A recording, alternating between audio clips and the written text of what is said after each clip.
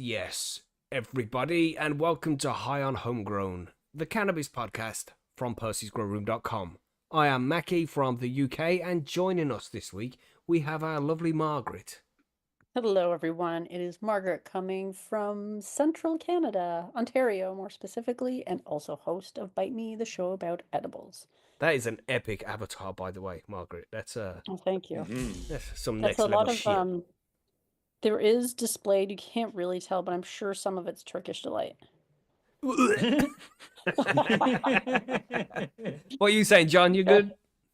I'm good, man. It's nice and warm here today in Minnesota. So that's where we're at. No snow today, no cold ass weather, and no the ice is all melting. I'm Oh down with man, that. here comes the sun. Do do do do. See, I got you singing, Macky. Oh, beautiful, beautiful. What are you saying, Billy? See? Still with us? Still I a am free still man. with you. I am still a free man. Even though Cornwall's rainy as fuck, I am still a free man. So It's yeah. like so you can go outside, you just don't want to. Yeah, basically, yeah. True freedom. True freedom. Yeah. You know what I mean? Yeah, so here we are, everybody. And I don't know, we might as well just get to the bad news straight away. Like, really fucking bad news, man. We have a member over at postysgrowroom.com. For any of you who are a member over there, you do know of Twisted. And unfortunately, he passed away a couple of days ago. And he's such a huge member of the community. He's been part of Percy's Grow Room for 5.5 years, there all the time. A moderator, helps out anybody, grows in all different mediums. Such a nice guy, man. And everybody says that about people when they pass away, but Twisted really was fucking a real nice guy, and loved by everybody over on Percy's Grow Room. And it was on Saturday, no, yeah, yesterday afternoon. His friend Stoney, who is also a member of the forum, he popped into the forum and just let us know in chat that unfortunately Twisted had a massive heart attack and he passed away. Just out the fucking blue like that. I was only talking to him a couple of days ago. He was fixing up a new guitar because he built guitars and stuff. He loved that kind of shit. And he was doing some shrooms, just having a great weekend, and just out the blue had a massive heart attack, a pulmonary embolism, apparently a blood clot, which they get free sometimes, and must have got to his heart, caused a massive heart attack, and he died, man. It's tragic news. It's hit us all very hard. It hit me pretty hard. It makes you realize I never met Twisted, and I've never met many of the people that I talk to here online, but you become good friends with these people, even though it's only through the internet, and you build strong relationships with these people. They become good friends, even though you never meet them in real life. And for him to just be taken like that, it hit me hard, man. It was a bad day yesterday. I'm feeling a little bit better today because, fucking time's a great healer, even though it's been a short amount of time. But I was sad yesterday, man. I cried a bit. It's really sad. Yeah. I think we should smoke one for him. Light up your hash Yeah, joints. it's like, what do you even say, make man? a big blunt.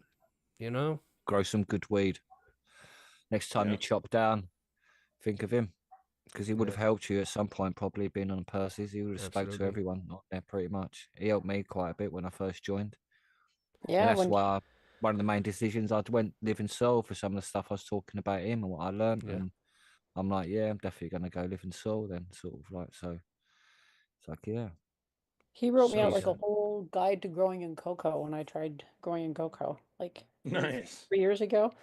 Yeah. And the only reason my grow wasn't that successful was me. Nothing to do with the information. It was like really comprehensive. And yeah, he just did that just to help me out. Nice. So sad, man.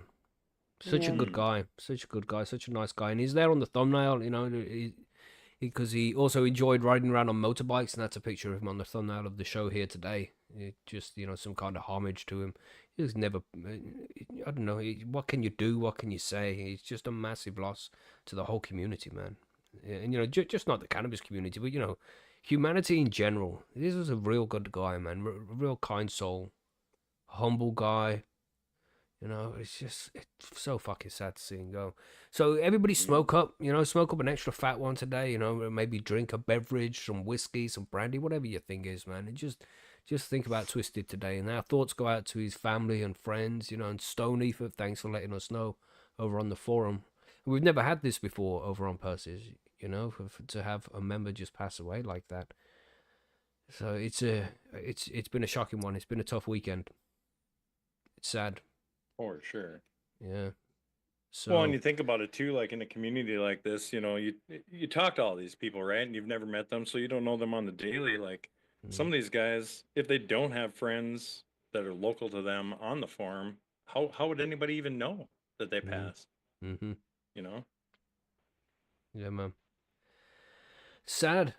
And of course, Twisted still has all of his posts over on the forum, and he had some amazing grow diaries, and you have to definitely check him out. And I said this before, one of his grows specifically is living soil grow in his big raised bed that he had. Man, it was absolutely fucking fantastic diary with so much knowledge in it. Just such a good guy, man. It's so fucking sad. It's so sad. So yeah, as I say, just smoke, everybody. Smoke in memory of Twisted. And, you know, just know that he will be missed massively. It's a damn shame.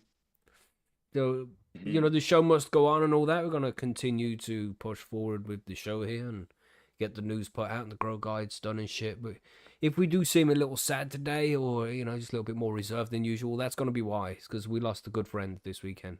And all out the blue as well, just out of fucking nowhere, just gone. So sad. I don't even know what to say. He would have been here in the chat, you know. He would have been driving somewhere, listening to the podcast live now. But unfortunately, he's been taken. It's just the way it goes, man. Very sad. So smoke for him, as I say. We should move on.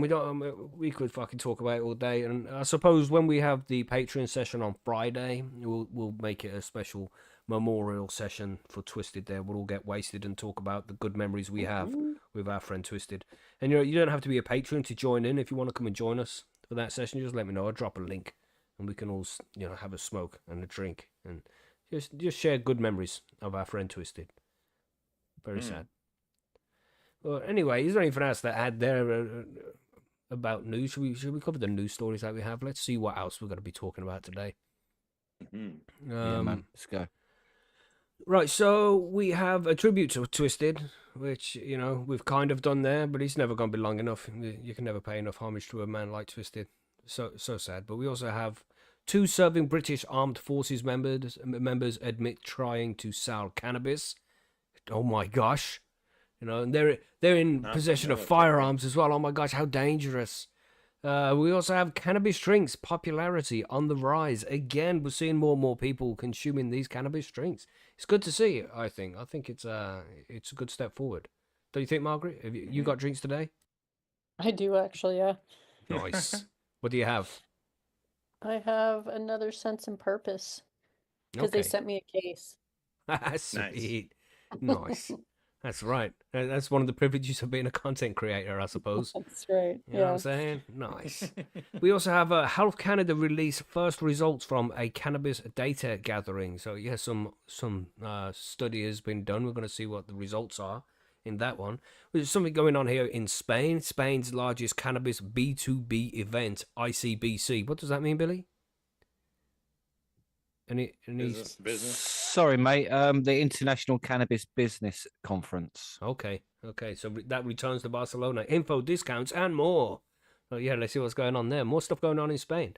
We got a follow up from last week as well. We spoke about that Russian guy who's been locked up because he had he tried to kill all these people with CBD gummies. Remember that guy?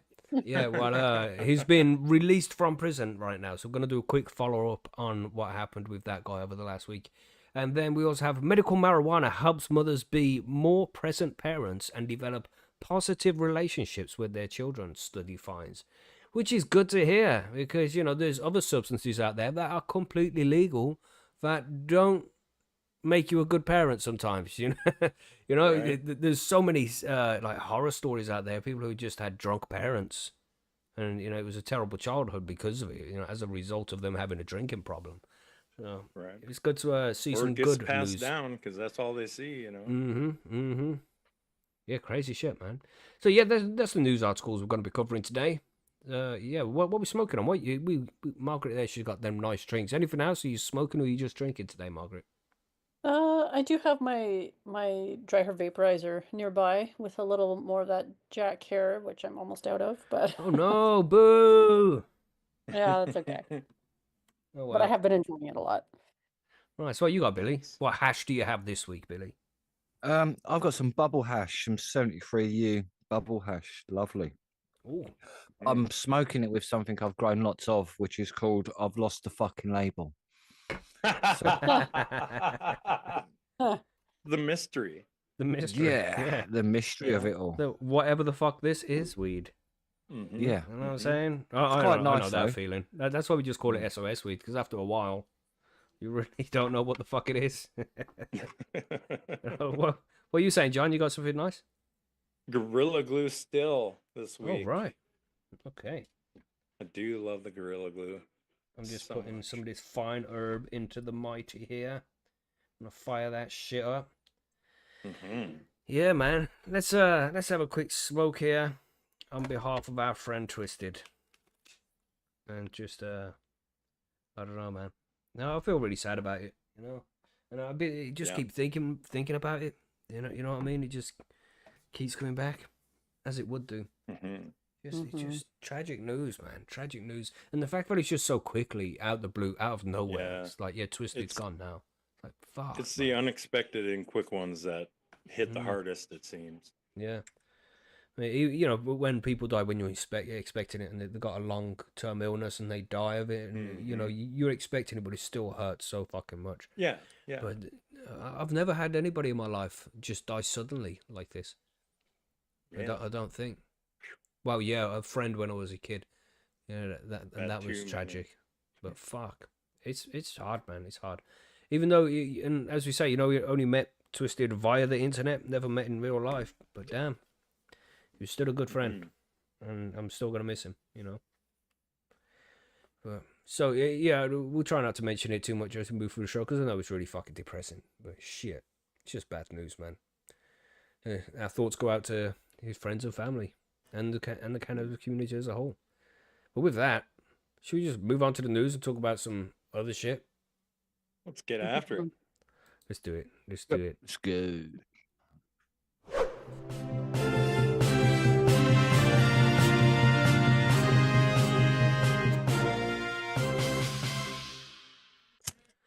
Right then. Which one should we do first? I don't hear the news music playing anymore for some reason. I'm gonna figure out why that is. But yeah, it just doesn't play now. I don't hear it. But should we do the cannabis drinks? Let's talk about some cannabis drinks there, Margaret. What's going on with this? Yeah, I mean, this was a timely article because it says cannabis drinks popularity on the rise. And I went to a comedy show on Friday night and I brought a cannabis drink. I smuggled it in. Cool. What was the comedy show about? Is there anybody we know on the list? Oh no, it's just like a local improv show. Oh, must have been really bad. There's no funny people in Canada, is there? It was very funny. It was very funny. And I don't know, joking. improv Take is a look like, tonight at an industry you know, that brought they're in all $2 making it billion up on the to spot, Illinois which is last also year. super impressive. So Right. Cool. yeah, but let's get into the article. The Indeed. THC infused drinks are becoming the most profitable and new products. The most profitable and new products in the cannabis industry. That was a weird sentence, which brought in $2 billion in Illinois last year. More than 56 million cannabis items were sold in Illinois in 2024, a 13% growth from 2023. According to the National Association of Convenience Stores, the THC-infused drinks brought in just under 400 million in national sales last year, and they're Damn. predicted to reach 750 million by 2029. Staff at Cookies Dispensary in Peoria, Peoria. yeah, what you said, said they have been seeing a growing number of people purchase the drinks within the last year. Lead agent and change Owen Mathis said around 50 to 100 people come in every week to buy them. The dispensary sells around 100 bottles each week. Mathis says that the drinks came onto the market around 3 years ago. He thinks the beverages have become so popular because they're more convenient and affordable than other products. It's not as scary as opening like a joint and smoking it, he said, compared to a gummy or a chocolate. I think they have more consistent effects. One drink at a dispensary in that area will run you around $15. So that's professionalism right there. The drinks come in 5 milligram to 100 milligram doses. Cannabis drinks are available at bars too. However, Mathis said those drinks are made with hemp. Not all cannabis like the drinks found at dispensaries. That doesn't make any sense to me, but the ones in bars are made with hemp. We'll just go with that. He also said that those drinks may not be made with well-tested product. Everything's sold in a state licensed dispensary. It's all made and processed in Illinois versus when you are at a bar or somewhere else. You can buy liquor. It could be coming from anywhere in the US, he said.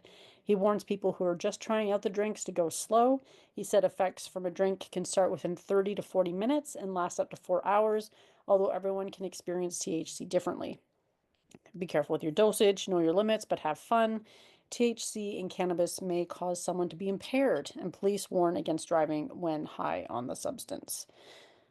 Yeah, so that's pretty much the article. It's interesting because this is in Illinois, and you can buy drinks from 5 milligrams to 100 milligrams, and in Canada, the max is 10 milligrams. Wow. Yeah. Minnesota's But that they're way still too, good I at think. 10 milligrams, right? Well, yeah, because I find like normally if I'm eating an edible, I'm around 25 milligrams, but I will still feel it's not like a heavy buzz, but I'll still feel buzz from 10 milligrams in a drink.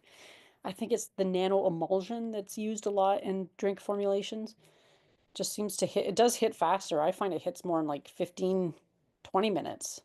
Yeah. And then I would say 4 hours is, for me, that seems like a stretch. Like, All right. that's why it was kind of perfect to take to a comedy show because everyone else is drinking and it doesn't look so conspicuous if you have a drink as well. And then by the time the show's over, I'm fine to drive. So it has that like fast onset, shorter duration, Nice. and you look like you're boozing with everybody else. I mean, you fit into the societal norms that we have Right. here. Yeah. But I get a nice buzz. I'm feeling relaxed. I'm laughing. So, it's I see why they're becoming more popular. Yeah, For yeah. sure. I'd love to try them. I think it would be fucking sweet. Yeah. Yeah, and I suppose it's not They're like everywhere. alcohol, because alcohol can it's like that whole science thing. And when you when you drink alcohol, there's this shit your liver produces called vasopressin that breaks down the alcohol. It needs like 4 times the amount of water to break down the alcohol as the alcohol you consumed, and that's why you can get dehydrated, which brings the onset of hangovers and things like that, headaches, because you're dehydrated. Right. But Right. you're not going to have that same effect when it comes to the cannabis, are you? When you're drinking THC, you're not going to have that hangover effect, and you're not going to have the dehydration. So it's going to keep people well No. hydrated, which you should Yeah. always be, and but also a little bit buzzed off it as well. So it seems like it's all good. I don't like the whole sugars. The sugars in things is always a problem. You try not to drink too much sugar. But There's a lot of drinks out there though that have like very low sugar or no sugar. yeah, there's but plenty of they're options. lying. They They put got something aspartame in else it in it, instead. though. That's right. And it's Well, got it some depends next because fuckery. I personally like carbonated water, like sparkling beverages, and a lot of those ones don't necessarily have aspartame in them. Okay. Still. Yeah. There's so many drinks on the market now. I don't know, like in Canada, if you go into a dispensary, there's lots of drinks There available. So is there is so definitely, many. yeah, there's something for everybody. Yeah, man. Oh, if you go into a dispensary, bastards. Jesus, you're not onto this then, Billy? You would love a drink, wouldn't you, Billy? Shit. I'd try one, but I wouldn't want like a beer tasting one. I'd like a fruity drink, like a tropical tasting pineapple drink. I Yeah, mean, pineapple that with would be THC nice. would be pretty cool. Like, I you know what I mean, mean, that's the kind of things they do at the dispensary. You aren't getting a beer one there, but yeah. Can I have like half a pint of pineapple juice, which has got like 50 to 100 milligrams of THC in? I can understand why they do 10 because they're trying to introduce people to THC, and it's not like a fuck in Yeah. your face sort of buzz. It's Yeah, like 100 a light. milligrams in a It's drink like, would be yeah, intense. 100 milligrams would be quite intense for someone who's not done THC before. They'd be like, "Whoa, man, fuck! Like I'm well Yeah. mashed." Yeah. I think they 10 do it 10's too, like, right? Because you get repetitive when you're drinking.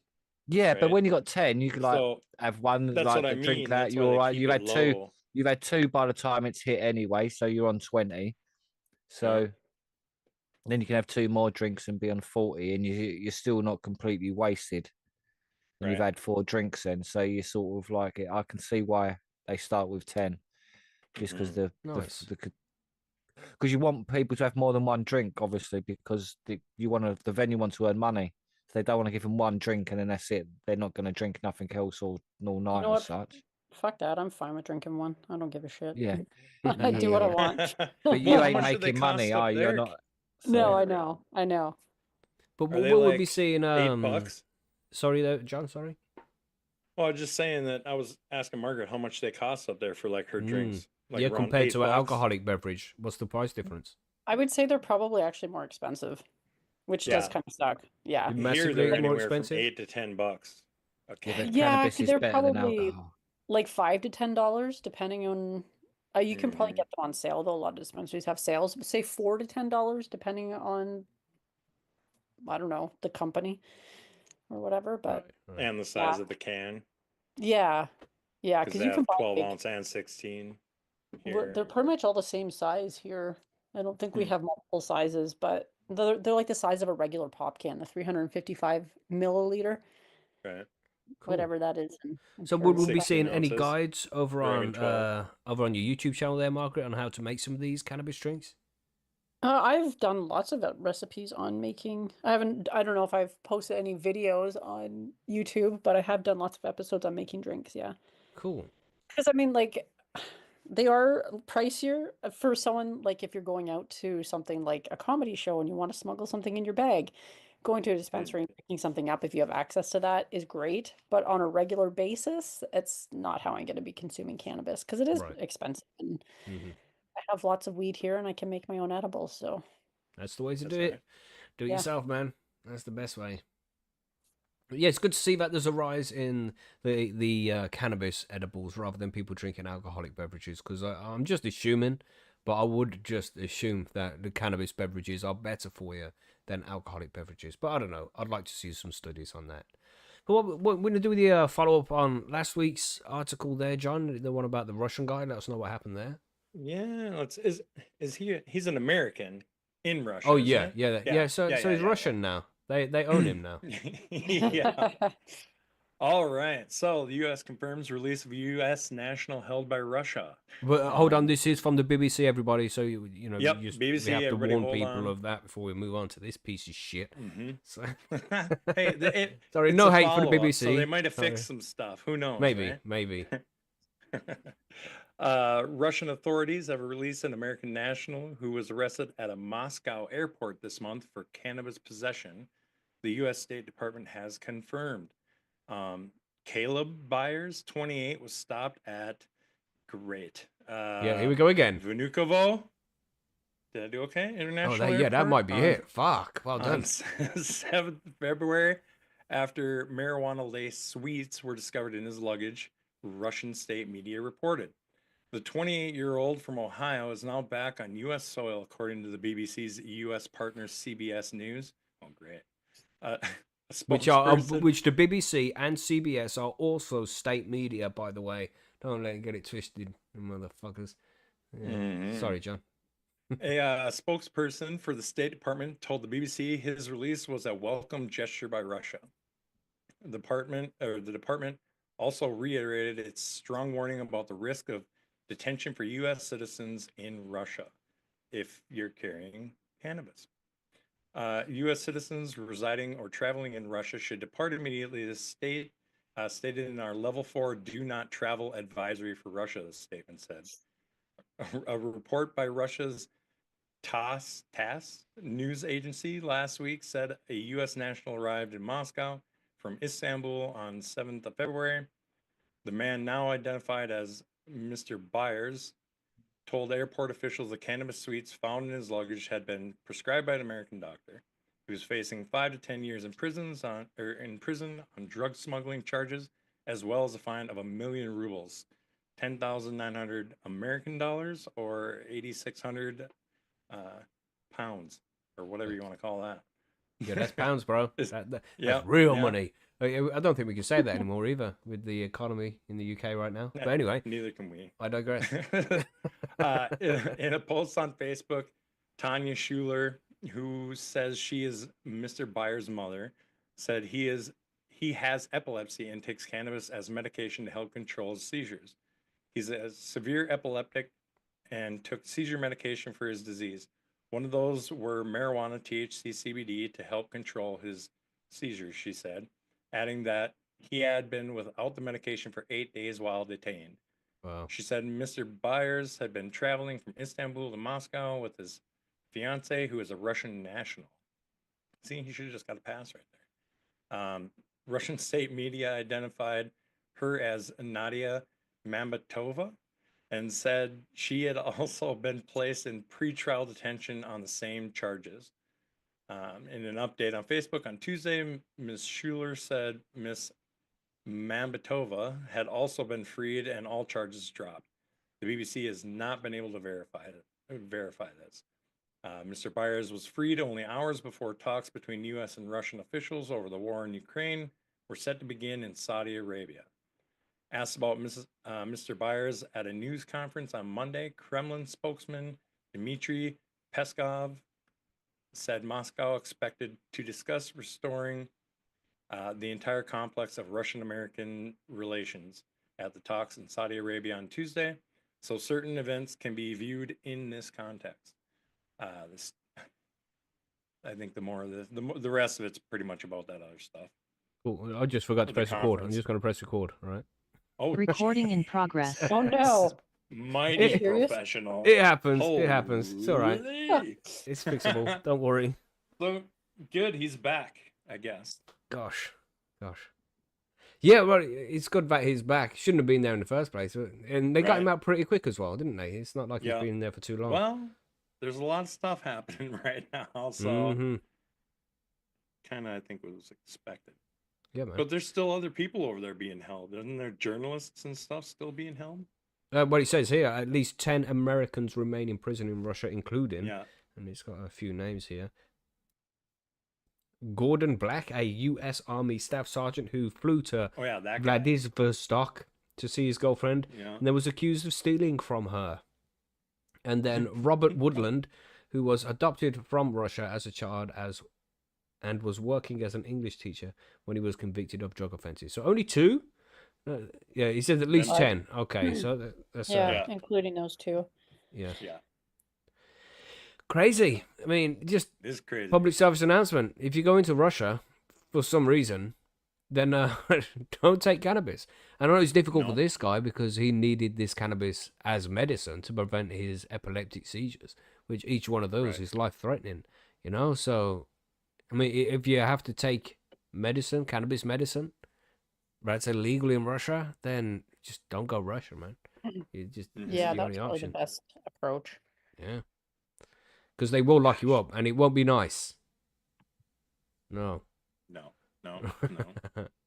But at least he's out. At least there's progress there, you know. At least he's not Yeah. in some fucking gulag somewhere. And he's a younger you know what I guy too, so like Mhm. that was probably Mhm. eye awakening for him. Like, mean? Yeah, he ain't gonna do that again. no. All right. But Spain, however, you can go to Spain with cannabis and you'll be absolutely fine. Maybe not. It depends. You know, when you get there, you can have it. All right. Don't go traveling with it. It's just a bad Yeah, idea that's- to cross borders with yeah. cannabis, you know. But what's going on in Spain then, Billy? What are we saying about this new event in Spain or returning event in Spain? Oh, yes. Well, it's the International Cannabis Business Conference, which is the leading B2B cannabis event in Europe, basically. It's set to return in Barcelona on March the 13th, which, as you all know, is Spannabis Week as well. So, All right. Well, we know now. so yep. Yeah. So, known for fostering high-level networking, industry insights, and policy discussions, ICBC has earned a reputation as a cornerstone event for the cannabis professionals worldwide. This year, the conference once again aligns with Spannabis, Europe's largest cannabis expo. So it's to form which is now basically a super conference, really. So it's the entire industry, pretty much, like all parts of it, like the money, the industry as such, like the growers, the sellers, the distributors, everyone is meeting up at Spannabis this year as business meetings. Basically, it's not just about the cannabis itself, if you know what I mean, the flower market and all that. It's all about the whole thing worldwide now. So, which is quite a big thing, really. So, Spain's obviously been the forefront of cannabis culture for a while. It's unique cannabis clubs and the community and advocates and entrepreneurs.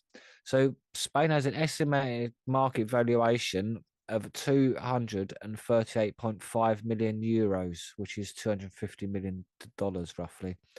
So in 2024 and projections rising to 358.4 million euros in 2025, and that's per Euro Monitor International, which is an international like money monitoring people basically. Spain's cannabis industry is poised for significant growth. They reckon the medical cannabis segment alone is expected to surge from 27.3 million euros, which is in last year, to 107.6 million euros, which is basically 80 million euros extra in a year. It's going to jump. Well, it's double and double again, isn't it? Jump. Yeah, basically, yeah. Exponential growth. Yeah. So as Spain's industry evolves, so does the demand for obviously high caliber event where business leaders, policymakers, and investors can connect. So the ICBC fills this gap, offering a space where cannabis professionals can engage in meaningful discussions about the future of cannabis regulation, business expansion, and the investment opportunities across Europe. So basically, the business are now seeing what they can do to get their fingers in this pie, which is obviously a good thing because you need business to create the market, if you know what I mean, for everyone. Because I ain't going to be able to grow enough weed for everyone. So you need some cunt with lots of warehouses to grow weed for everyone. So this is what they're going to be discussing pretty much, where they can do it and who they can do it with, how they go about it, how they can change regulation to do that as well. So the ICBC's partnership with Cannabis brings an unparalleled experience to the attendees, blending the business-oriented network with obviously the vibrant cannabis culture that's Cannabis, which so it shows them who their market aim is, if you know what I mean, and why they need and why it's so business, if you know what I mean. So it opens the door to the lot, which is obviously good because you need collaboration between both. So previous ICBC Cannabis collaborations have drawn thousands of attendees, making this combined event the premier gathering for anyone serious about the cannabis industry, which is totally true. If you're serious about cannabis and you're not going to sort of Cannabis, then you're not really serious about cannabis as a business, to be honest. Yeah, because Cannabis is a big one, isn't it? Yeah. If you're in the business of cannabis, then Cannabis is an event you need to be at. Yeah, if you're not at it, then you're not really in the business. It's quite simple. Or you're going to be a small part of it anyway. You even get the Tenerife cannabis clubs out there marketing themselves and stuff as well. So yeah, which is good. So the Alex Rogers, the executive producer of the ICBC, emphasizes that the significance of this partnership, the Cannabis brand, is iconic and one of the most recognized names in cannabis fans all over the world. And they're honored to be once again partnering with such a long time and important institution, which is true. Rogers further explains the complementary nature of the two events. Cannabis has served as the meeting point for the entire European cannabis scene for many years. It's first and foremost a consumer event. However, many folks who attend also looking at the B2B element as well. The ICBC's partnership with Cannabis fills this gap and satisfies a clear need for a major cannabis industry players to meet, network and progress the advance the industry as cannabis laws are modernised in Spain and across the continent, which is true as the law is changing. Go on. No, just saying B2B means business to business, right? Yeah. Yeah. Just in case anybody didn't know. You know, you're listening to something, you hear these fucking acronyms, you're like, what does that mean? And then don't get an explanation. It's like, that's shit. So it's best to just be like, yo, this means business to business. So one business selling to another business. Well done, sir, for correcting everything I've said. I didn't correct. Jesus. Jesus, sound like my wife. What the fuck? Yeah. You know? Bend over, bitch. Jesus. So the upcoming event will host key stakeholders from across the global cannabis supply chain, including entrepreneurs, investors, cultivators, researchers, and policymakers. Attendees can expect a dynamic speaker lineup featuring global industry leaders, insights into the latest cannabis policy shifts in Spain and Europe as well. So high-level networking opportunities with industry decision makers, a chance to connect with investors looking to back innovative cannabis ventures. So if you've got a business, you need to be there this year talking business. So get your tickets now, and there you go. Yeah, you Yeah, going I'll this go year, there. Billy? No, I can't afford to really, or it's getting away from Mitch Yeah, and yeah, that as yeah. well. So Hmm. cost And I costs a don't lot. think Margaret's going. John, no, too far, right? No, No. I'm not Too going. far, very expensive. Yeah. Oh well. I haven't International got a fleet, an business, so international it's flight. not paramount to me. If you know what I mean. Mm. Man, it's so Like, I lovely. wonder, it says that there's going to be policy makers there. I wonder how many actual, like, politicians go there and actually pay attention and talk to people versus just talk to actual people, not like just the business people, but talk to actual users and such. Mm-hmm. Yeah, it's going to be an interesting event, man. I'm not going this year either. I don't think. We'll see what happens closer to the time. I always like to leave it closer to the time. If a few days before I feel like it, then yeah, then I might do it. But I like to wait until it's close to the event time because I don't know how I'm going to be feeling in this particular week. You know what I mean? Right. That's You're how just I like anyway. it's pretty close for you to go too, isn't it? You Like- guys in the big countries like Canada and USA always say shit like that, but no, it's not close. What? well- Okay, how many kilometers? Oh Right. God, don't know that. How It's many a how many minutes does 4-hour it take flight. to fly? 4-hour A flight. 4-hour flight. Yeah. Shit. Yeah. Exactly. Get off About me, 2,000 Yeah. miles in it. bro. Son, please. It's round the Oh. corner. Fuck yeah. Right. I'd be looking at and so would John, we'd be looking at like a full day of travel Oh yeah, Mhm. yeah. to get over Too there. much, man. 100%. Mm-hmm. We have to plan for full days of travel if we go to drive places over here. for Christ's sakes. Mm-hmm. You know? That's right, man. And that's why it's just best not to say anything. Like, I don't want to go to Cannabis. It's too far. You need to come up with a different excuse than that, 'cause Gosh. that's not going to work, bro. Gosh, people in the UK, is Cannabis too far? Let us know in the comments below. And I bet they're like, yeah, fuck yeah, it's too far. Yeah. You know what I mean? God damn. It's 1,000 miles from where I live, Cannabis. So Yeah, it's that's only not very far, is it? 316-hour walk. Yeah. 4 days to cycle. It reckons on Google. Really? Google Earth. That's not bad. Yeah, it's Yeah. not bad, We is were to it? walk, me and Margaret would have to hitch a boat ride and probably have to paddle. 20 hours it reckons to drive.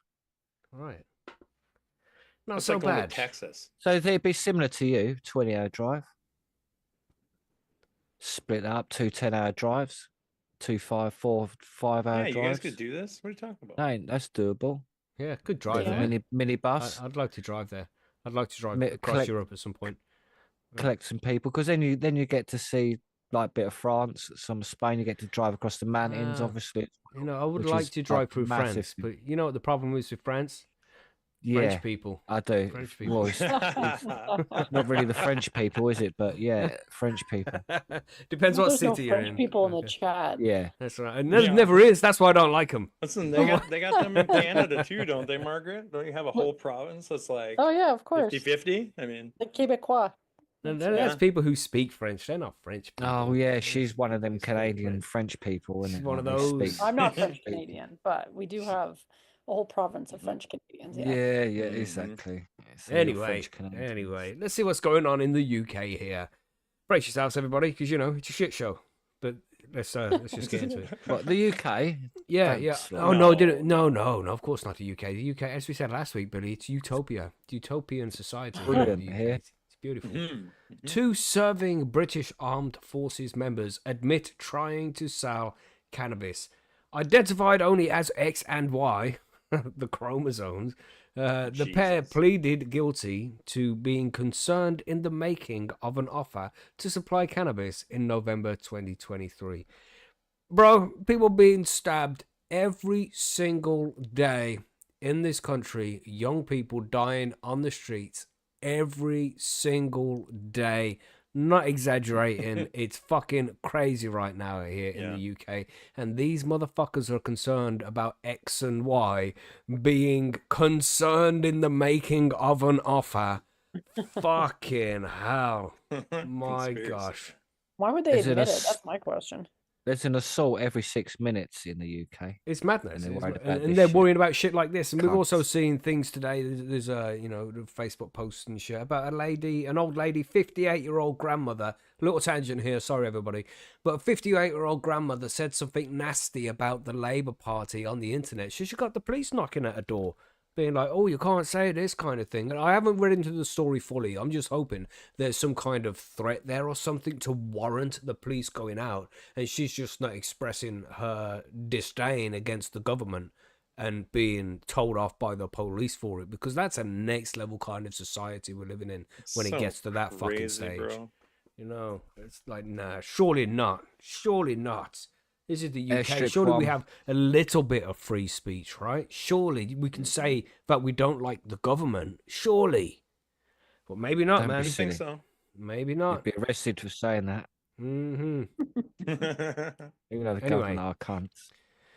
Madness. Let's move on with this article here. We've got 2 serving British Armed Forces members have admitted trying to sell cannabis. Identified only as X and Y, the defendants pleaded guilty to being concerned in the making of an offer to supply the Class B drug between the 23rd of November and the 28th of November 2023. Fucking hell. At Westminster Magistrates Court on Thursday, Y also pleaded guilty to having cannabis on the 30th of November 2023 with intent to supply, while X admitted being in possession of the drug on the same date. Prosecutor Frederick Hookway said Y was found to be in possession of 997 grams of cannabis with the street value of around £10,000. Don't freak out, Billy. I know you're biting your fucking lip there. That's massively overvalued, man. I mean, if you sold each gram at £10, which you can do, then yeah, sure, we're gonna That's say how it's they worth always 10 value grand. it in these types of It's articles. Yeah. It's always stupidness, like isn't it? the amount per gram straight up. Yeah. But They've realistically, what's a obviously kilo never, of cannabis sold costing any. you? Because that's what it is. 900. Yeah. You know? Do you know, Billy? I have Yeah. no idea. How much a kilo of cannabis Oh. gonna cost? Fuck. Fuck knows, mate. I ain't Fuck bought knows. one for $400 ages. Yeah. No, Yeah. It's not gonna be It's 10 not grand. half that. 10,000 pounds. No, 4.5 Mhm. probably. I would say. Yeah. Maybe. Maybe. Yeah, About man, 3.5 if you. and buy it X was regularly, also it's found about with right. 33.47 grams, the court heard. These degenerate criminals. Oh my goodness. Oh my goodness. Terrible. Mr. Hookway then told the court the pair exchanged messages discussing selling the cannabis and spoke of selling 2.3 kilos for 8,750. So there, right, we have just a couple of sentences down where the police have said 997 grams, which, just in case you weren't good at maths, let me explain, is just a little bit lighter than a kilogram, right? Because that's 1,000. So it's 3 Right. grams lighter. They've probably tried a joint or 2 out of it. So there's a little bit less than a kilo, right? But these motherfuckers, and they said that was 10 grand, but they're talking about selling 2.3 kilos, which is more than twice the amount they had, which according to the police is got to be worth more than £20,000, but they're selling that whole 2.3 kilos for £8,750. So Right. why don't they take that into consideration? You know what I mean? It's 'Cause ridiculous. it doesn't sound as good. You know Exactly. They're trying to say the news tries to inform us so we know better, but have clear, objective language in articles like this. It's fucking terrible, man. This is why I hate the media, everybody. This is just about cannabis. It goes much deeper than this. You can't trust the word these fuckers say. They embellish everything. Fuck them. Anyway, back to the story. Sorry. The armed forces members who are involved in kinetic operations will be sentenced at Westminster Magistrates Court at a later date. Chief Magistrate Paul Goldspring told the defendants they could be jailed and said custody is very much in play. Fuck off, cunt. Sorry, my terrible language. Defendant X also pleaded guilty in court to possessing articles for use in fraud relating to 7 receipts for a Rolex Oyster Perpetual 41mm Jubilee watch. The court heard he confirmed the receipts were fake and that he had planned to use them to sell a fake Rolex. Boom, boom, boom. I think I'm gonna start telling Wow. people when they come over just- and I give them some. I'm gonna say we're doing kinetic operations. Here's a bag of gummies, buddy. doing kinetic Okay. operations. Just to say, like, even to show you how much more bullshit it is, kinetic operations is actually direct physical engagement with the force. So you're actually the person who's dropping the airstrikes or a ground assault team or something like that. Yeah. Mhm. So these are proper army people, not just some Joe in the army. These are proper assault members. So it shows you they're not Infantry. getting enough money.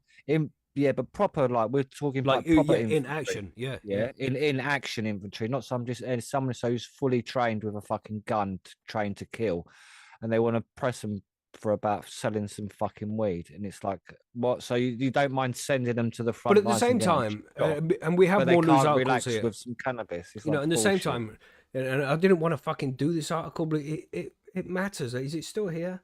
Did we get rid of it? Yeah, we got another one here, and it's not on the list, so this is like a bonus story that we have here, everybody. We'll give a quick read of what it says. It's drug dealer in UK avoids deportation after promising to only smoke cannabis. So it's this guy's fucking got caught selling cannabis, right?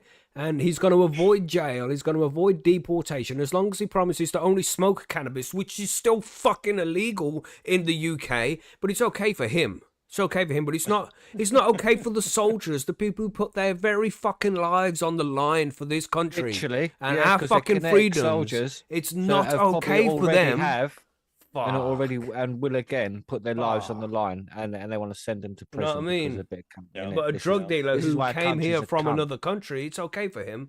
It's okay for him. Fuck the As long as you government. smoke, you're okay. But you see, you UK guy, you're not allowed to smoke. No, that's illegal. This place is fucking mad. This place is.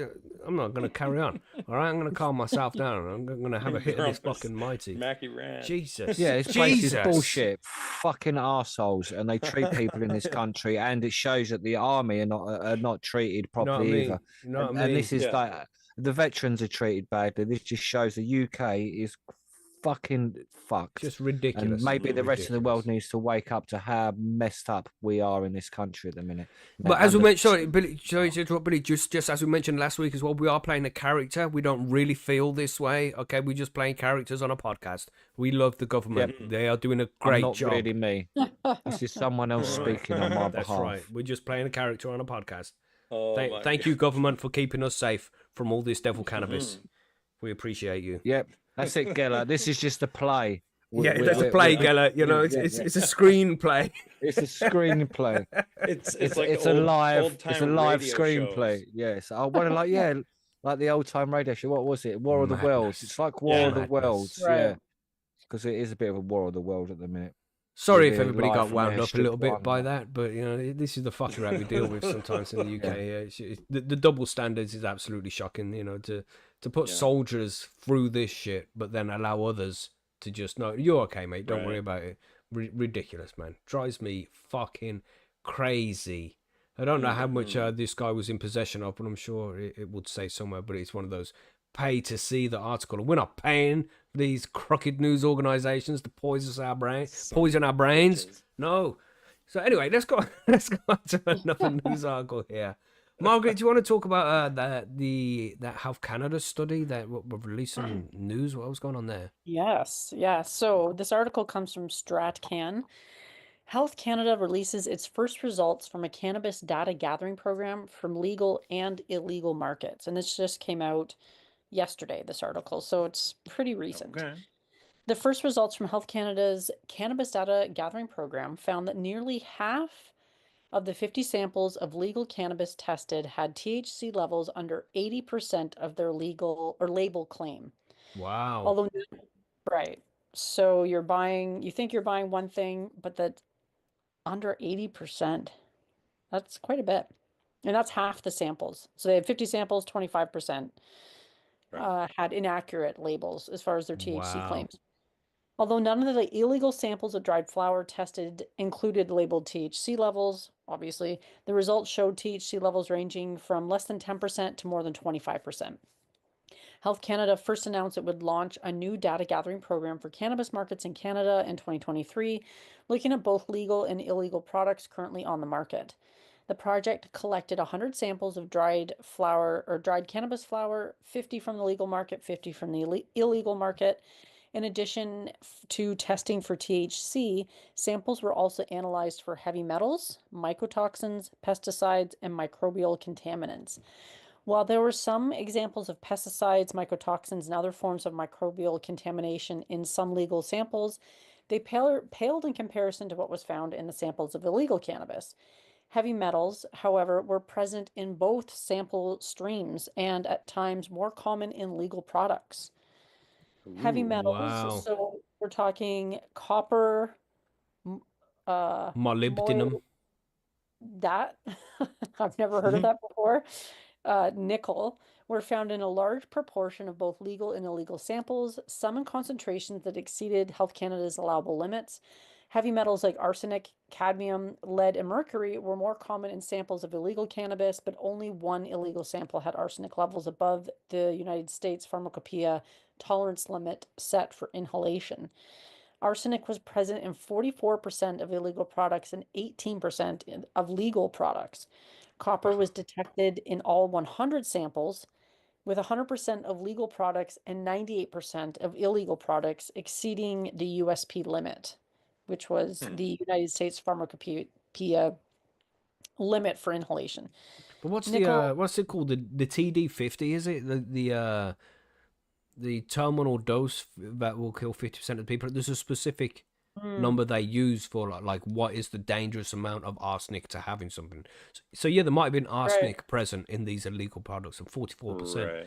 But I've never heard of anybody dying from smoking weed because of arsenic poisoning, and that seems as if No. it's pretty common in it's nearly 50% of the products that they are don't out say there. that, but they do say if you're combusting cannabis that it can be carcinogenic, and maybe that's partly the reason why is Right. because you're inhaling heavy metals. Yeah, yeah. What was that one you said? The Molybdenum. molybdenum, a trace mineral, Molybdenum. was found in almost all samples, with 74% of legal products exceeding the USP limit, compared to Yeah. just 16% of Maybe the that's the illegal good shit samples. then. Maybe that's what we've been after all Ooh-wee, along. You know? maybe. Nickel was present in 78% of illegal samples and 72% of legal samples. In total, 2 samples exceeded the USP limit, namely 1 legal product and 1 illegal product. The highest level observed in the legal products was more than 5 times higher than in the illegal products. Mycotoxins, while 6 samples of illegal cannabis tested positive for mycotoxins like ochratoxin A, produced by certain molds such as aspergillus and penicillium. There's a lot of big words here. You're getting the hard ones today, Margaret. Deoxyribonucol. This is why we sent this one to Margaret. I mean, if you think this is bad, Yeah. if we did it, Oh God. we wouldn't Associated have done so good. Sorry, Margaret. This is associated with vomiting, diarrhea, and gastrointestinal inflammation in humans and animals. None of the 6 mycotoxins tested were found in legal samples. So they're basically saying 6 illegal samples had mycotoxins, while none of the legal samples did. Pesticides, almost all illegal samples, 94% had multiple pesticides in their testing results, averaging 3.4 pesticides per sample. A total of 24 different pesticides were identified, some at very high levels. The most commonly found pesticides in illegal samples were miclobutanil and paclobutrazol. Out of over 300 pesticide residues tested, only 2 samples of legal products showed trace levels of pesticides. Right, so just gotta interrupt for a second. We're looking Yeah. at Chris Barnsey in chat there, bro. You are spamming the chat, and though we enjoy the conversation, you are actually spamming the chat, mate. So you gotta calm your ass down, or we're gonna have to remove you from the chat. So please encourage other people to talk to you, but don't just like post some article you've read somewhere online, line by line, in the chat, mate. And And we're gonna have to fucking remove you from the chat, all right? Like I'm saying, you're entitled to do this. You can talk if you want to, but not this amount, mate. You got to calm down. You got to let other people speak. You know what I'm saying? Anyway, sorry, Margaret. You want to carry on? No, that's okay. I didn't realize that was happening because I was looking at this article. But the next section it's almost done too. This is the last section, the microbials. While a few samples were found to test positive for microbial contaminants, illegal cannabis products were found to have significantly higher levels of microbial contamination, often exceeding European pharmacopoeia limits. These included pathogens such as Enterobacter, cloacae, and bacteria associated with respiratory infections, which sound really bad. Let's just leave it at that. 10 legal samples were found to contain microbial contaminants above the European pharmacopoeia limit, leading to one product recall. Over half, 55% of the 49 illegal samples tested for microbials were found to be above the total aerobic microbial count limit, with levels reaching up to 9 million colony-forming units, compared to only 6% of legal products. Microbial contaminants like E. coli and Salmonella, which we're all probably far more familiar with, were only found in illegal products, and Aspergillus appeared twice as often in illegal samples than legal products. So they're just talking about the sourcing samples. The 50 samples of legal cannabis were purchased from 5 retailers across Canada, both online and brick and mortar. The samples, which had labeled THC levels up to around 25%, came from 50 different licensed producers. Sampling was done between September and December of 2023. Product age is not considered a likely reason for these amounts of deviations from labeled THC to the low presence of CBN, a marker of THC degradation. The 50 illegal samples came from law enforcement seizures, mainly in Ontario and BC. Almost half of the illegal samples showed THC levels above 17.5%, with a few reaching around 25 to 27%. Another one had THC levels between 12.5 to 17%, while 6 were below 12.5. And I mean, the rest is just sort of like a wrap up of the article, but it's pretty interesting that clearly the legal samples aren't necessarily safer in some respects in some of these categories. Yeah, Well, I Just wonder goes if to the show, difference really, doesn't it? is growing outside and growing indoor. You know what I mean? Yeah, good point. That's probably what it is. Yeah, Right. man. I mean, I I mean, like to grow see your own. studies like this, but it's always, you got to follow the money. Who paid for the study? I'm just always skeptical of this kind of shit nowadays. Like I Well, it say, was Health Canada that did it, so they don't really. Yeah. I mean, I don't know.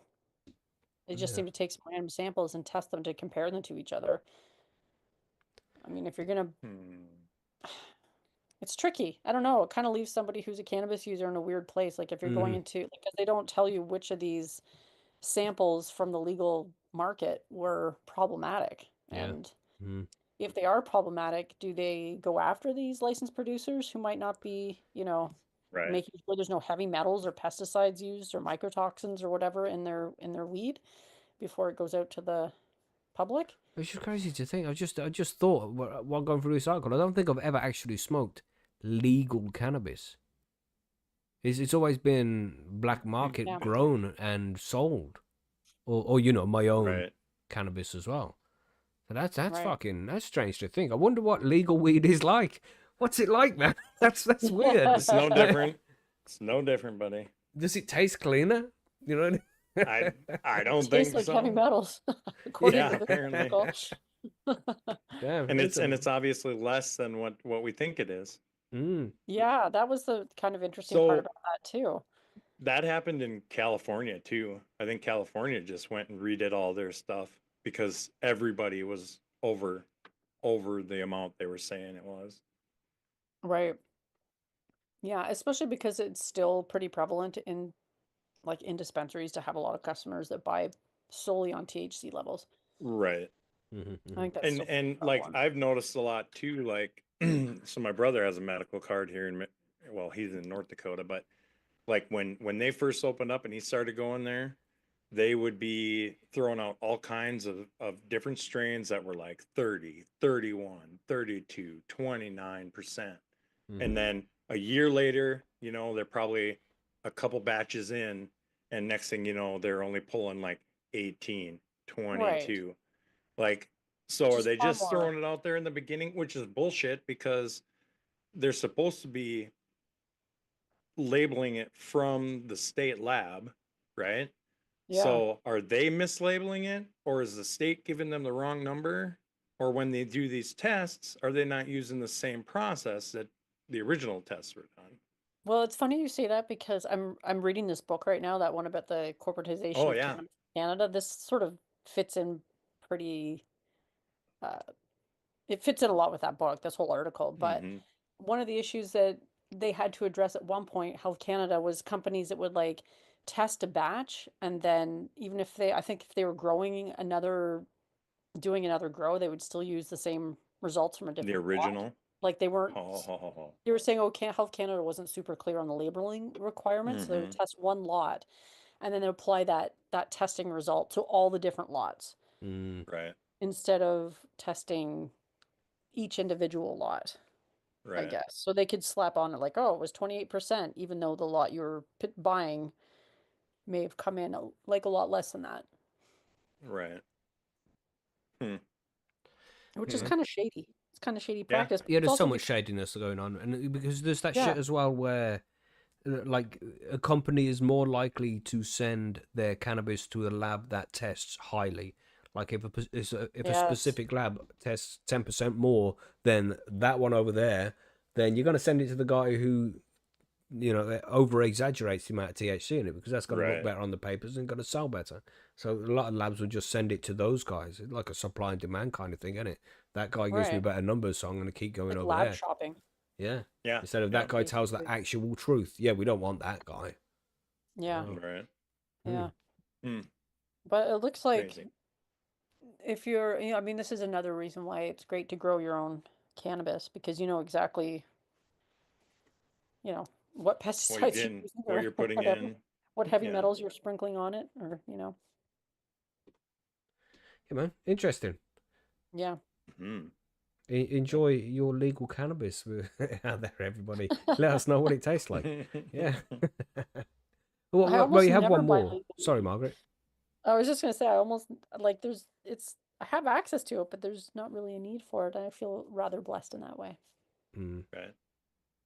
What are you saying then, John? What's this last story about here? This medical marijuana helps mothers be more present parents. Unless they get Yeah, found with man. cannabis, because then they're locked up in jail. Well, not very present Only in then. non-legal states. Yeah, very Only in true. non-legal Only in states, the or UK. wherever they're Fucking from. So this is coming to us from Marijuana Moment. So yes, medical marijuana helps mothers be more present parents and develop positive relationships with their children. Study finds. So the new government-funded research out of New Zealand finds that mothers who were able to access medical marijuana reported that cannabis improved their quality of parenting by allowing them to more effectively manage health conditions and tolerate the stress of caring for children. At the same time, study participants reported persistent obstacles such as the high cost of legal products and ongoing stigma of legal risks.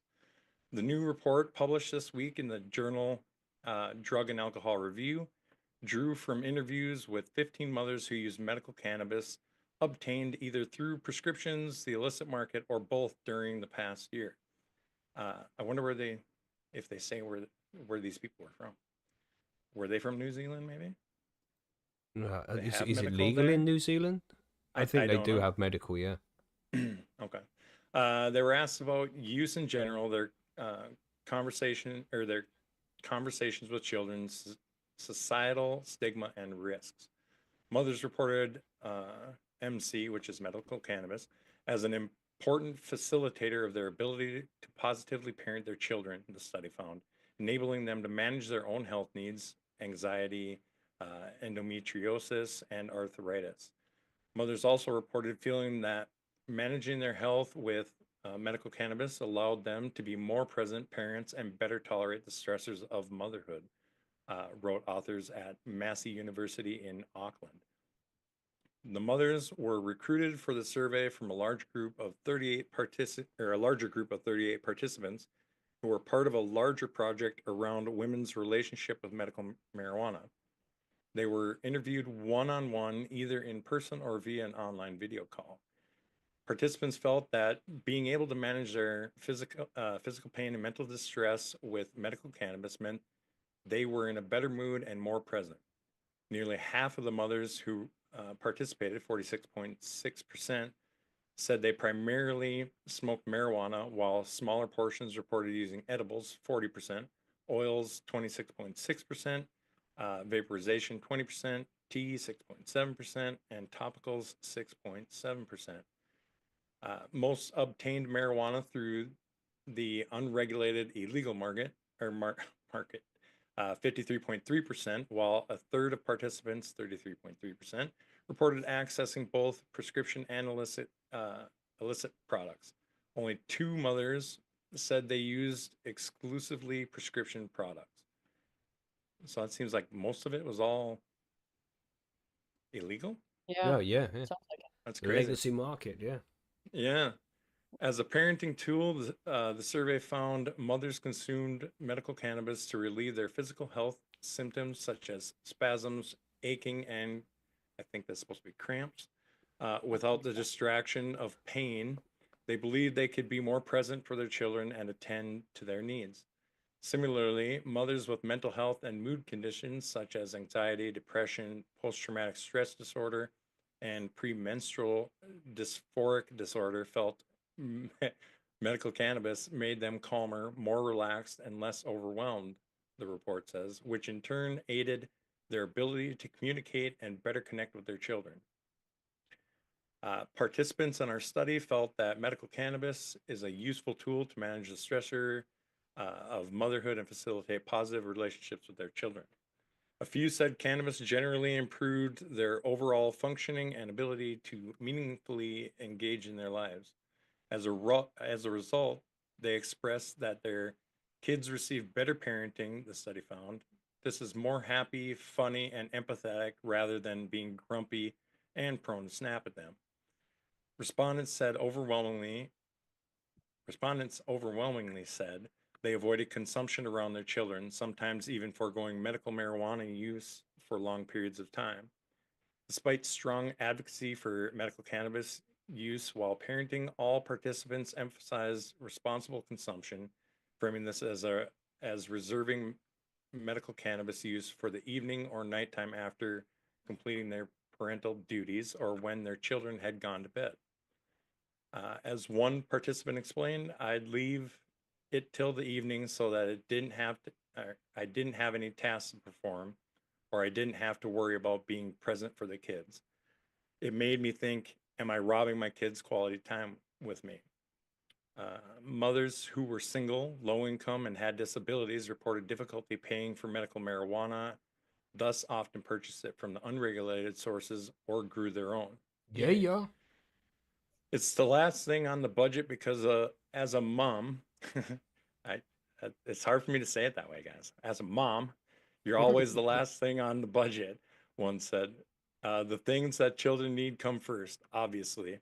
It's illegal cannabis, not as expensive as the prescription, but it's still quite expensive. Another reported only being able to afford medical marijuana once in the past 8 months. As for conversation with their kids, the mothers promoted the normalization of medical cannabis use to their children in 3 ways, the study says. First, they described it as a medicine in the same category as other medications. Second, they emphasized that while society may view cannabis users negatively, the drug offered them therapeutic benefits. And third, some mothers framed medical cannabis as a natural product that has healing properties. All mothers felt hiding their medical cannabis consumption would contribute to the stigma and leave room for children to make the wrong assumptions or miscommunicate about it to others. Participants with young children were enthusiastic about the prospect of discussing medical cannabis with them in the future. It adds, though others were more apprehensive about the needing to have this conversation as they felt the information may overwhelm their children or that it was not necessary to disclose more than medical cannabis is a medicine. We'll just be very open with her. What? We'll just be very open with her that there is stigma and that comes from historical reasons and from societal values, one mother said. But our family values don't align with those societal values. And this is the reason why we've made the choices that we have and we're comfortable with them. Mm-hmm. Aside from social stigma that mothers said they felt, participants also acknowledged legal risks of using medical marijuana, risks that many acknowledged varied by race. Several New Zealand, I'm going to assume that's New Zealand European mothers, felt their white race was a privilege that could protect them from the harsh treatment of criminality if caught by the police with no prescription medical cannabis, the report says. This contrasted with rhetoric from one Maori mother who felt the high... The Morai tribe, isn't it? Yeah. Oh, okay. Who felt the high costs of prescribed medical cannabis prevented Morai from accessing products legally, which meant they were forced into illegal access routes. Explained to one mother, a white privilege comes in that I don't think it would be unlikely I would get jail time. If they found it in my possession, there's a little bit of the idea that because of my ethnicity and my educated vocabulary, I think conviction would be unlikely. Well, boo, whatever. This article goes on for a while. It goes on for a while. I think many of us can agree with what the article is saying, though, isn't it? Like, when you've consumed some cannabis, the highlighters have spoken about this before, how they have their specific Lego weed. So if they're going to go play Legos with their kid, they'll smoke a little bit of weed beforehand to put them in the kind of right frame of mind to being a little bit patient, a little bit laid back, not so stressed out. You know, just enjoying some cannabis and then doing some random activity that your kids enjoy. I hear the same type of stuff from a lot of ladies, to be honest with you. What do you find, Margaret? Because it's legal where you are. Yeah. You find the same thing, I suppose? Yeah, I think so. I mean, it wasn't legal when my kids were little, but and I don't remember how much I smoked back then. That was so long ago now.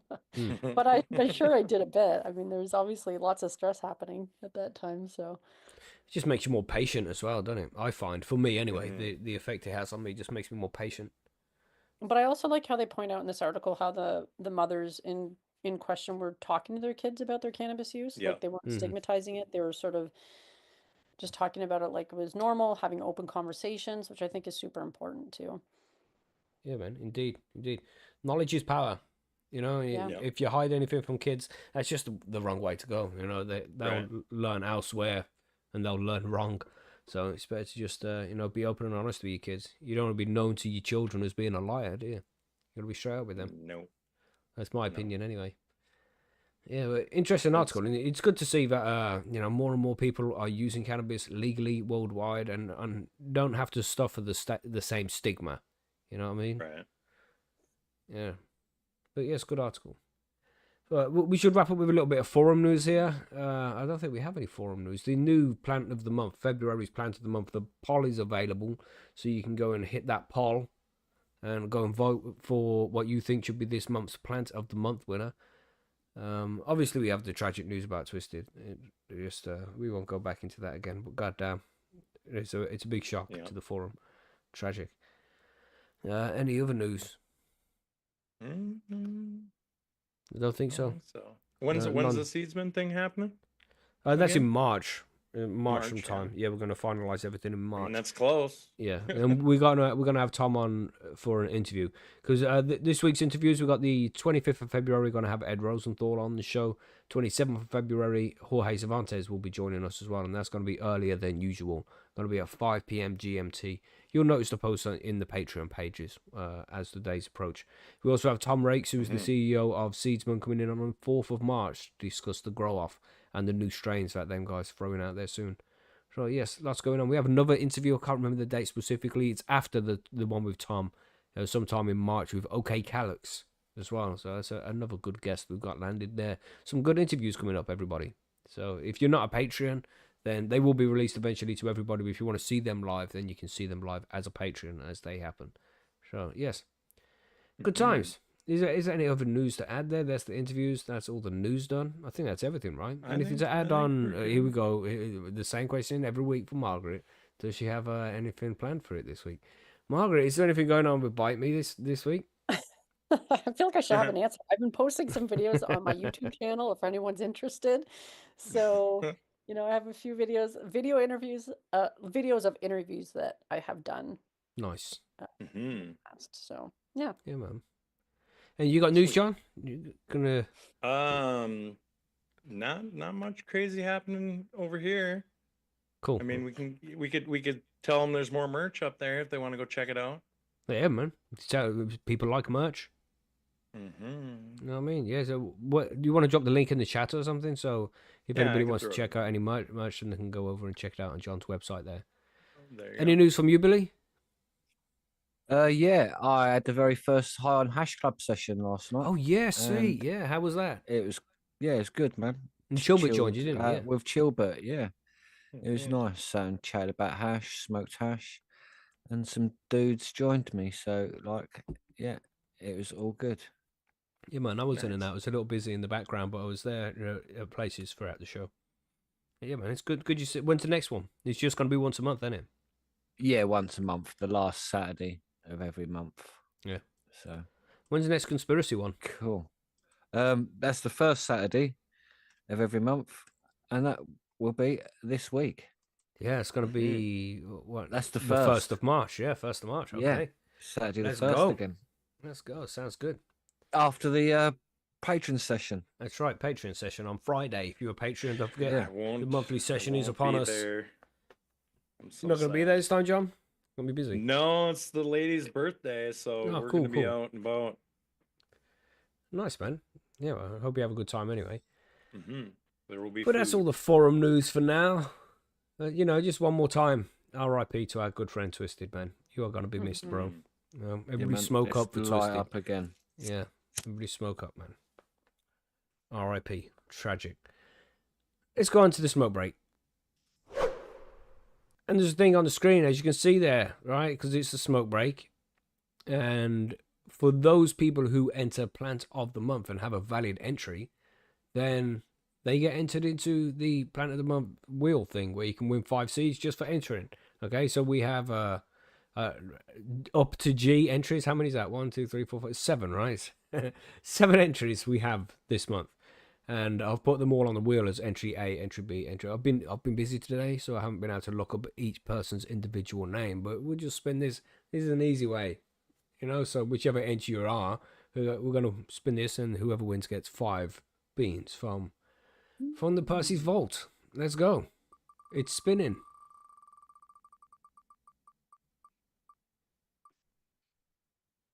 Ooh.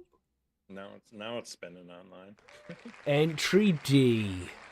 There we go, everybody. So whoever entry D is, I'm not sure. I'll have a look after the show, and then we'll be able to figure it out if you're not in the chat. Then yes.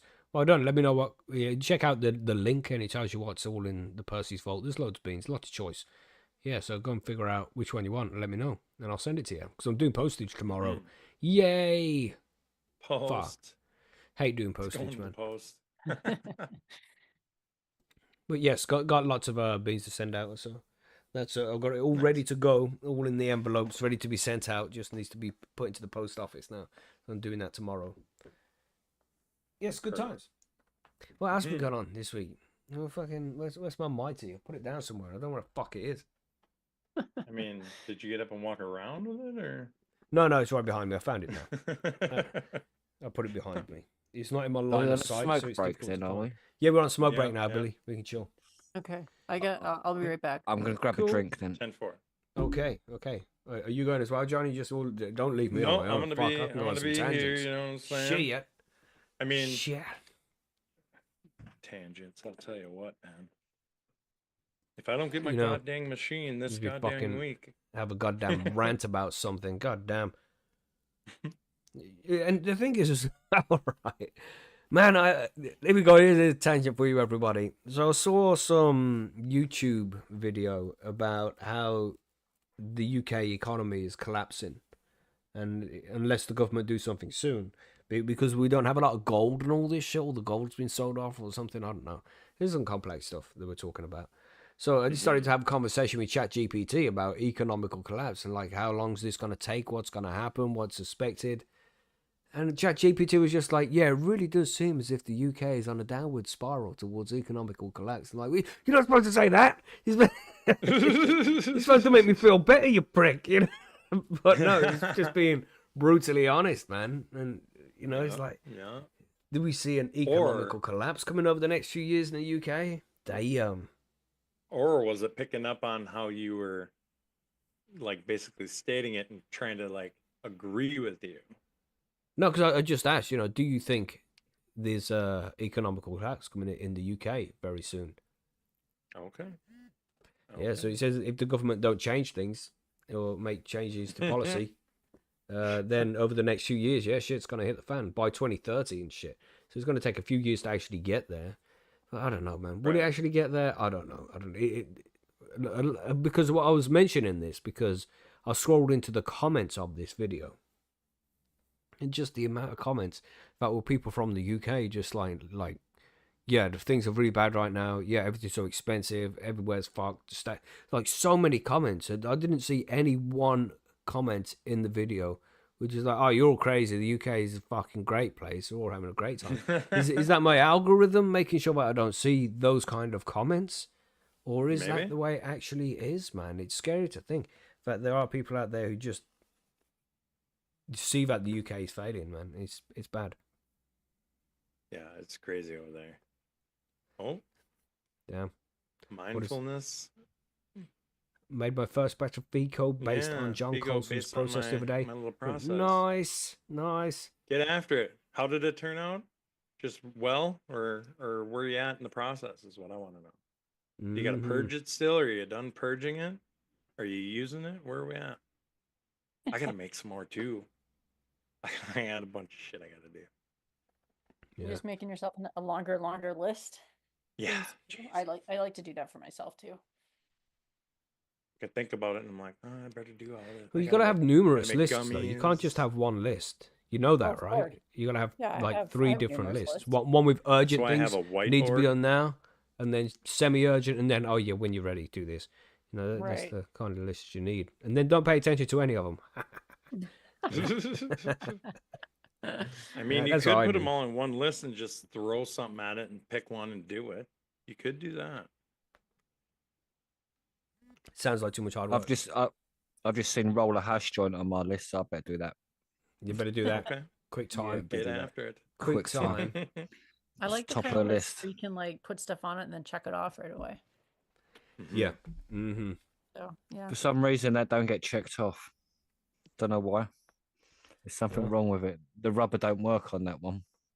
The rubber. We can. That's an eraser. Stop it. Yeah. Those people outside. UK. Stop! Don't go there, John.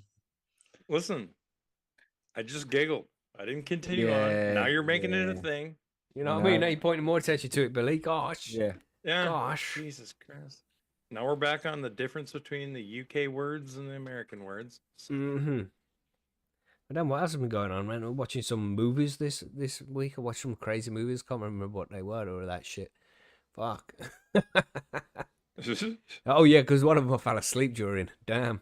Oh, that's a great movie then. Oh yeah, I don't often fall asleep throughout movies, you know, but this one just it was a bit shit. That's like a Sunday, put it on, take a nap one. Is that what we're talking about? But it was in the evening. They had a long day, so I know it was some horror movie, and the missus wanted to watch a horror movie. And horror movies just don't scare me, like at all. It just doesn't work whatsoever. But it terrifies her. So she likes me to be around, so she doesn't get so scared. Yeah, she likes horror movies and shit. Oh, I don't. Strange, right? But you know, she likes it because it scares her and shit. So entertaining. But I just always see it's a movie. It's actors. It's not real. I don't know. I just don't see it the same way. So yeah, I just fell asleep. Like, oh, this morning. You know how it goes. Damn. Cannabro was introduced. Nice one, Turpo. Nice one. There you go, Cannabro.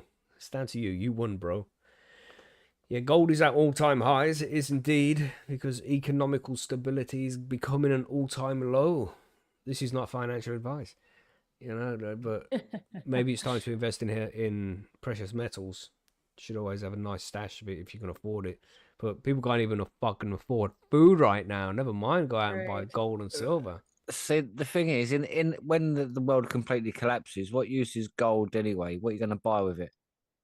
Nothing. There's nothing Yeah, to buy. exactly. Honestly, if there's economic collapse all over the world, we're all fucked. So Exactly. What you're better off buying is a fucking load of food. I and can water. garden, Yeah, I yeah. can hunt. Yeah, Fuck gold. That's Gold why- ain't good for a that's what I was collapse. advised by Yeah, have to ChatGPT. water and stuff, Yeah. Water purification shit, iodine, antibiotics. You can get those, your little medical kit. Yeah, and what else did it say? Non-perishable Toilet food, paper? like food in tins. Yeah, all right, yeah, toilet paper, I suppose. Yeah, turpo. That's Get that the one, before man. the rush Toilet happens. paper. Remember that? Remember that? Yeah, I do. In like 2020, Fucking with the whole fighting over kickoff with the toilet thing, paper, man. toilet paper, toilet paper shortage. Listen, I'm gonna miss that. Okay. You're gonna the miss world what? goes to shit. Toilet paper. The world It goes will to shit. eventually Man. all run out anyway. If we all Right. go to shit. We'll all be shitting I'm in the saying. wood. Yep. So, Really? so you're With no telling me toilet you paper. don't have a rag on a stick? No, Listen, it's that wasn't the Roman times word. or whatever, and that was at a time of high disease. Mhm. You don't want the paper on the stick thing. You Trust don't me. want the No, rag on the no. stick, man. No.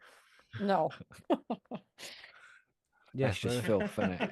well, where did this conversation go? Fuck, how did it get here? Jesus, How did it get to rag on a stick? you know what I Yeah. mean? Well, Yeah, I think it was some kind of sponge actually, but Yeah, same thing. it's Damn. I'm gross. not sure we want to have how much detail we want to go into this, Margaret. I mean, I'm see? thinking to myself, why do I even know about this? Yeah, But I do. exactly. Yeah, that's like History. If you don't want history to Random repeat itself. knowledge. So Mm-mm. yeah, if you learn exactly. history, you won't find yourself using a rag on a stick. Correct. So yeah. Well, there you go, everybody. That's this week's prepping session. Gosh, be ready. You know what you need now. And if you use Yeah. that rag on a stick for a while, you can also use it as a torch. Just Oh, set fire God. to it. It's gonna be flammable. Hold it up This high is though, not the kind because of you don't want to prepping smell it. I want to do. Yeah. I can just say that Is it- on the record. It's like would you want to just be vaporized in the atomic blast or live after in an atomic apocalypse if that was to happen? You know that, you know what I mean? I do. Yes. Vaporization sounds pretty decent, actually. Sounds like just poof. Yeah. Yeah. And you don't have Because to. even if society does eventually, pull itself together and reestablish a community or whatever, it takes forever. I don't want to live through that shit. I'm too old. Especially not in if it takes Canada. 4 years- Imagine yeah. no heat and Moving shit. south. Moving Yeah. south. Mhm.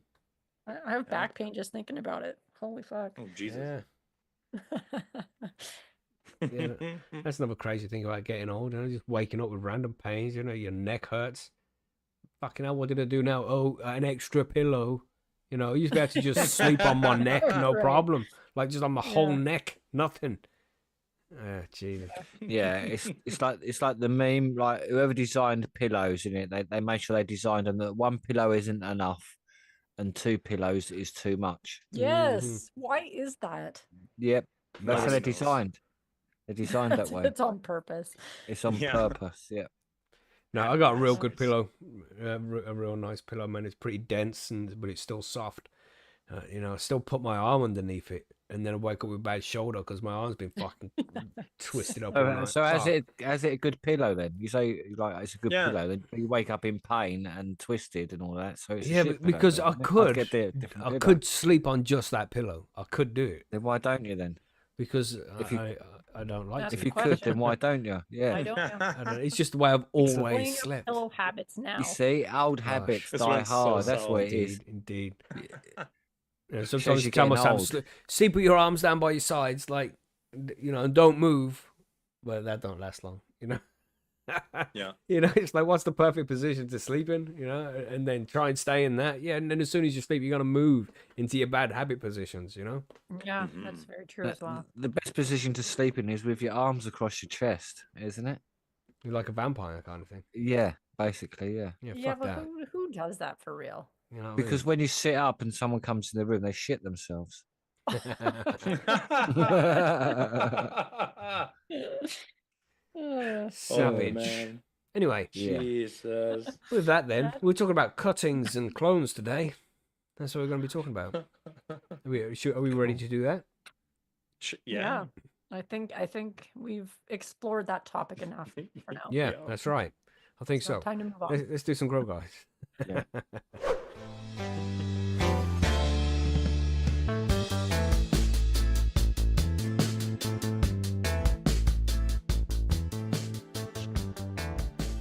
Do I have to press anything now? I can't remember. I think it's all fine. Okay. So cuttings and clones, man. We haven't covered this one yet in this grow series. And you might grow a plant at some point and then realize as it's growing, like, this is a really happy, healthy plant. Smells lovely. You know, maybe you've taken it through flowering and it's produced a shitloads of beautiful fucking flowers. And you're like, oh yeah, I should really try and preserve these genetics so I can grow this plant again. Well, there is a way you can do that. You can take a cutting from it and turn it into a clone. And that's what we're going to be talking about in this episode today. So it's a reasonably easy thing to do, as long as you get the process right, you know. And we'll explain what that process is as we move through. But essentially, all you're going to do is find a stem on a plant, on a cannabis plant. You're going to off, and then you're going to put it in some water and let roots grow on it, and then you're good. That's essentially it. A little bit more complex than that, but that's essentially what you have to do. So there's lots of different ways to do it, but that's the basic parts of it. Cut a bit off, put it in some water, wait for a while till roots grow. But you can improve your chances by doing loads of different things, you know. So I mean that explains what cloning is, really, doesn't it? Basically. Because if you were gonna do it, sorry, Macky Margaret. cut out, or is it just me? Oh, maybe I lost 70. Did 70. briefly, yeah. Yeah, okay. Which bit? The Like- bit you were Margaret talking waited in. too long. I can't It's all right. talk The Zoom will talking- catch that. Yeah, the bit I was talking to Yeah. everybody. Brilliant. That works. about it. Yeah, but the difference no. between a cutting and a seed, just in case you don't know that, everybody, is the seed has two parents. So, you know, there's going to be more it's that phenotypical plasticity term comes up again. Each seed is going to be a little bit different from the next one in some way. But when you're taking a cutting from a plant, it's an exact clone. It's the same DNA. It's the same plant. It's got it's got all the same phenotypic plasticity. So it's going to come out exactly the same, unless it's going through a completely different environment. But essentially, it's going to grow exactly the same as the plant you've taken it from.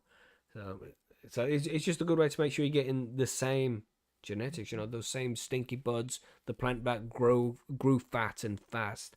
You know, you want to try and save those genetics. And yes, a cutting is a good way to do it. Has anybody ever taken a cut before? Yeah, man. Lots and Yeah, I've done lots it and before. A long lots. time ago, but Yeah, it's really pretty simple. Do you want to explain what kind of tools you need then to take a cutting, Margaret? What was your process like? Things like that? yeah. Well, you're gonna need, first of all, because you're gonna have to be cutting your sample off your mother plant, you need your sharp scissors or sterile razor blade, a little bit of rooting hormone. And it's like a gel, powder, or liquid. I think the one that I used before was a gel. You need Rockwool cubes, peat pellets, or a cloning machine. I'm unfamiliar with what that is, but a little humidity dome to maintain the moisture levels, because you need high moisture levels for those little clones, and a spray bottle with water, and a mild nutrient solution for later stages. Yeah, and the cloning machine is it's like a bucket with a lid on it with loads of little holes where you can just put cuttings in. It's just like DWC kind of. Oh, right. You Yeah. know, It's and like it's like aeroponics, basically. Right. Yeah. So, and they're pretty cheap as well, those kind of things. So that's a good option for you. But Mhm. essentially, yeah, just you don't really need the Scalpels are rooting good. hormones. I mean, but it's good to have it, you know. Rockwool cubes are good, but any kind of medium like that, you know, anything where for for the plant to sit in. You just don't want it to dry out. It has to stay wet. Really easy to do, and you don't need a lot of equipment. It's better to have all of that equipment, but essentially, I've taken cuts off a plant by just chopping off a branch and putting it at a 45-degree slope, dropping it in some water, and then just waiting for a couple of weeks, and eventually root grows from it. That's with no powder, nothing, just nothing, just just a branch. Just cut it off. Put and in some put it fucking in the water, medium. man. Cannabis wants to And it- Like survive. you're Water. growing, like you're growing indoor plants or something. Yeah, just Well, I guess drop why it in some wouldn't it water. work? I mean, I've propagated house plants lots of ways, tons Right. that way. Yeah. It just you can increase your chances by doing it properly with some rooting enzymes, and putting in a rock wool cube, and because that works too.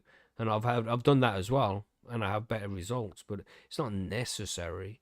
So if you ever see a plant that you have and you're like, oh, this is a really good fucking plant, should really try and take a cut in from this. Oh, but I don't have root gel, or I don't have this, I don't have that. Still take the cut, Yeah. and just try it anyway. That's how I would roll. Yeah, what do you got to lose? You know what I mean? Mhm. Either you're gonna end up with something or you're not. Yeah. So when you're looking for a cutting then? So say you have got this beautiful plant and it's it might be in veg, it might be in flower, but you are pretty sure you want to try and preserve the genetics of this plant so you can grow it again. You're going to take this cutting, but where are you going to take the cutting from? Billy, you want to explain that one? Yeah, well, what I found mostly when I was doing it is that when you vegetate your plant after you've topped it, sort of, and let it grow a bit, that's when you want to sort of be taking them, but from the lower bit. So I try to do it just before I'm putting it into flower, sort of thing. I'll then chop off like the bottom two whole stems and branches, and then take off whatever from that, if you know what I mean. So I won't just take one off the plant. I'll take like a whole branch either Yeah. side off, and then take from that branch, take 5 or 6 or 8, whatever's on it, or take the bottom 4 whole stems, branches, depending on how tall and how much I've vegged it out. I found that you get better, stronger sort of ones from them. If you take it too early, then they don't always root so well, if you know what I mean. Yeah, I know what you mean. So so I think just before you put it into flower, you're probably better off I found that just taking off whole branches. That's what I tend to do it as well, because that's what I'm doing big defoliation anyway. When the flowers start to form, Yeah, then exactly. I'll do a massive defol. I'll take off loads of potential branches and stems and shit. And you can cut them too long at first, and then just adjust the size and chop off any leaves that you don't need, and put them into a cloning machine or the rock wool cubes or a glass of water, anything like that. Whichever method you're gonna choose. It's so easy, man. And when you're doing the big trim at that point anyway, for me at least, when I'm doing the big defol as flowering kicks in, then why not just try and you're gonna cut off 20 branches maybe? I don't know. Sometimes you go crazy with the defoliation, you know what I mean? You cut off a load. So why not just try and turn a couple of those into cuttings just to practice? You might not want to keep them, but just practice taking cuttings. If you're doing that defol, use a few of them branches to turn into little cuttings and do that. You know what I'm saying? So what's the whole process here then? So you found a nice branch on the plant, or you just doing defoliation anyway? Then what's the next step there, John? All right, so you're gonna need to cut a 4 to 6 inch branch or stem, whatever you want to call it, at a 45-degree angle below the node. Remove the lower leaves and trim the larger fan leaves to reduce moisture loss. Dip the cut end into rooting hormone if you have it. Place the cutting into a moist rooting medium, rock wool, peat, or aeroponic system. Brilliant. I knew it was Thanks, coming. Billy. You're going to want to keep the humidity up 70 to 80%, and your temperatures, the lower end. I go for the lower end of the 70s myself. I usually don't run my clones at 78. How much Celsius? Or 22 to 26 Celsius. Thank you. The rest of you. Thank you. But My everybody brain else, skips right over that. Everybody else, 22 to 26 C ought to keep you good. You don't want to give it direct light. Keep your lights nice and low. I run mine probably like 15%. My LEDs, I suppose. Just keep her nice and low. Or That's it, if I have it in my grow tent with other plants that are in veg, I kind of tuck them underneath. You know what I mean? Yeah. Yeah. That's it. Well, you don't want a lot of because when the light gets to them and it makes photosynthesis take place in the plants, it's going to need to absorb water and nutrients. And if it doesn't have any roots, it's not going to be able to do that. So you're going to try and slow that process down as much as possible to, you know, slow down the metabolism of the plant so it doesn't die so quick. It's going to have these nutrients and this water stored up in the leaf itself, which it would use up. And you don't want using up too much too quickly, so you don't give it a lot of light. It makes sense, you know. Yeah. Yeah. Yes. So far, you know, when you've taken off this, you know, you found your branch, say it's midway through the plant. It's a nice soft branch, not a woody one. The woody ones won't make roots as easily as the fresher ones do. So bear that in mind. You find your branch, you cut it off, 45-degree angle chop. You placed it in some root hormone or maybe just straight into water. You know, and then just there, when you're making that 45-degree chop as well, if you get air bubbles in there, it's going to make it less likely that roots are going to show as well. So some people would make the cut it off from the plant extra long and then put it underwater and do the chop for that 45 degrees underwater so it doesn't actually get any air to the roots, because that will give, you know, just increase your chances of roots growing. I've chopped shit off, then trimmed it up and thrown it in the water and it's been fine, but I've done it before as well and nothing's happened. So it just depends, doesn't it? Yeah. I usually cut mine long too and throw them in water. I don't do the cutting underwater, but just because sometimes it takes a while, you know, and I don't want the plants to just be sitting there. It's better to have too much and then not enough at that point, you know? Yeah. Then you can trim it up and get a proper cut, you know, keep the top leaves on it. And sometimes as well, people would, like, you're going to get the long stem. Say you got a long stem, everybody, it's got 3 nodes on it. It's got the top node and then a middle one and then another one underneath that. You're only going to need 2 of them nodes, possibly even 1, depending on the size of the leaves. So people would take off that first node on the stem and then the second one, as it moves up, they might leave that on there, but trim half the leaf off. Keep the leaf on, but you trim like the edge of the blades. You know, and that it tells the plant that it wants to drop that leaf off then because it's damaged, and it'll absorb the nutrients from those leaves to feed itself while it doesn't have any roots and no nutrients coming through the roots. So that's what some people like to do there. But really, if you got a good top node, just the third node at the top, and in this case the third node, you know, then some people would just keep that and just let that collect enough light for it to make enough food for itself. But it's good to have those spare ones, I think, just to make sure that the plant does have something to eat. It can get some nutrients from there if it's needed.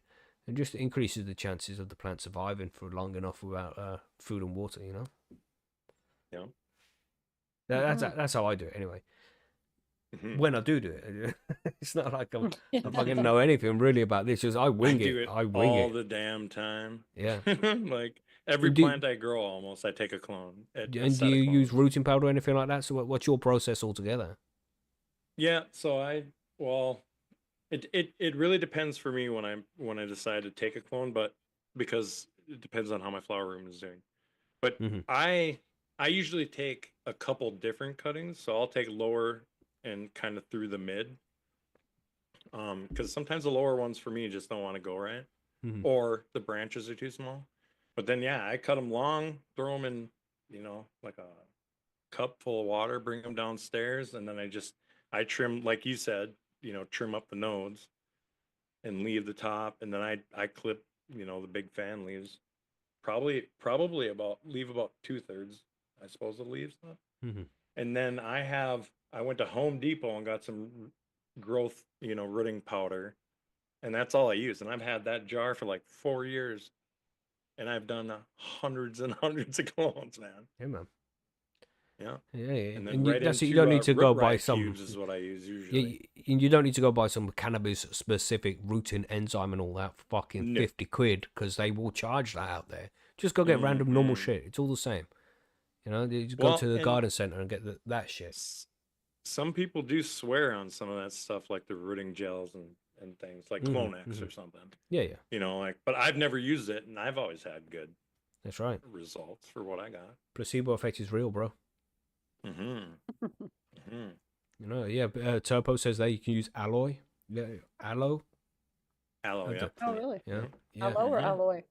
I don't know, Aloe vera. A-L-O-E. You know, I don't know how to say it Aloe properly. vera. Aloe That's kinda cool. vera. Margie's like, Yeah. sorry, Margaret's like, Aloe's what the good fuck for is all that kinds mean? of stuff. Yeah. Well, you Yeah. put it on your, like you get a cut, throw some aloe on it, it's going to heal you up, right? Allegedly. Listen, it's a fact, man. Don't give me this allegedly bullshit. Yeah. Right, so I'd we're try. checking this. Sorry, Margaret. Because you said that you have done clones in the past as well. So what was your method? How would you go about doing it? Pretty much as you described. Mhm. I mean, the little 45-degree angle, and then I had the gel stuff, and then I put it in the rock wool. Okay, you use rock wool. How long does it Yeah. sit in that rock wool before you see roots? Can you remember? I don't, honestly. It was Mhm. like 10 years ago, probably going on 10 years ago now. But I remember like we used the rock wool because then you could plop them into the larger next, like the bigger size up. Yeah. You just had to take that little cube and put it in a bigger cube, Mm-hmm. which was very gentle for your little seedling or your little Uh, clone. 10 days, isn't it? Roughly 14, maybe 2. Yeah, Yeah, it's it- 7 Yeah. to It depends 14. on how Something like woody that. it is. You know, if you get them fresh Yeah. branches. And I've heard people say that if you can get it close down by the root zone as well, then the rooting hormones it needs is closer to that. I don't know how true that is. Mhm. But, you know, you can get one of the lower ones. Apparently that's better, but try not to have it too woody because it's going to be more difficult to grow Right. roots off that. Have Yeah. any of you guys ever done the scrape also? What you mean the scrape? Like just scraping off the Like skin after you from the cut outside? it? Yeah, yep. Yeah, I've done that too. I've tried Yeah, loads. yeah. done that. Sometimes it don't work, you know. Sometimes it does. Yeah. I But, think you you know, are better off doing a little scraping, though, than not. it's like when it depends on how woody it is, doesn't it? But it is when Yeah. when the water can get in touch with the inside tissues of the plant, then that's what encourages the roots to grow. So you would think a little scrapey would be good, but Yeah. I don't know. It's just do that if it's spare ones. If you're trying to, you know, if you're pretty certain that you got 4 cuts and you need to get these to roots, then yeah, follow the fucking guidelines, man. 45-degree cut in water. Don't fuck around. Use rooting gel. You know, but if it's just you're doing a defol at the end, as flowers beginning, like I mentioned earlier, then you don't need to take it so serious. You know, if you're not 100%, you need to get all of these fucking these cuttings to root, then you know, don't take it so serious. Yes, but because I've had good results just using water, man, and Yeah. and also when I've done exactly the same thing, it hasn't worked as well. So it's not like using that technique is 100% perfect, but it works sometimes. You know, if you want to be more reliable, then yeah, you can go for a better medium, because that's what matters after, isn't it? Once you've taken the cutting, you take the cutting pretty much the same way, but then it's what medium you put it in that makes a difference. And then rock wool cubes with the rooting enzyme is always good. You know, there's some peat pellets, something where the moisture can be held in around the actual base of the cutting where the roots are supposed to grow. You know, store in water for a while, then put it in one of these types of grow mediums. You know, cocoa, of course, because it's the perfect medium, in my opinion. You know, that's always good as long as you keep it wet. You know, Don't get them started. Don't let it dry out. Pretty simple, isn't it? It's a pretty simple process. Mhm. Yeah. So what kind of light are you using? I mean, Margaret, can you remember? Because you say it was 10 years ago. Can you remember the specific? Did you use a specific kind of light for your clones? Yeah, well, we just had smaller like LED lights. They Mhm, weren't mhm. like the big ones that we used for the other plants because they were like set up in a little closet separate from the other stuff. Yeah. Yeah, because you don't want the But yeah, lights to be too intense, innit? yeah, yeah. And I think we just left them on. Like I can't remember, but I think we just left them on 24 hours a day. Yeah, that's what most people do as well. I think just leave it on because it's not intense light. You can just leave it on. Man, I like to leave them in darkness as much as possible, really, because it's just my opinion. You know, I don't know shit about what I'm talking about, but it's like roots grow in the dark, right? So I like to leave the curtains in the dark for a while.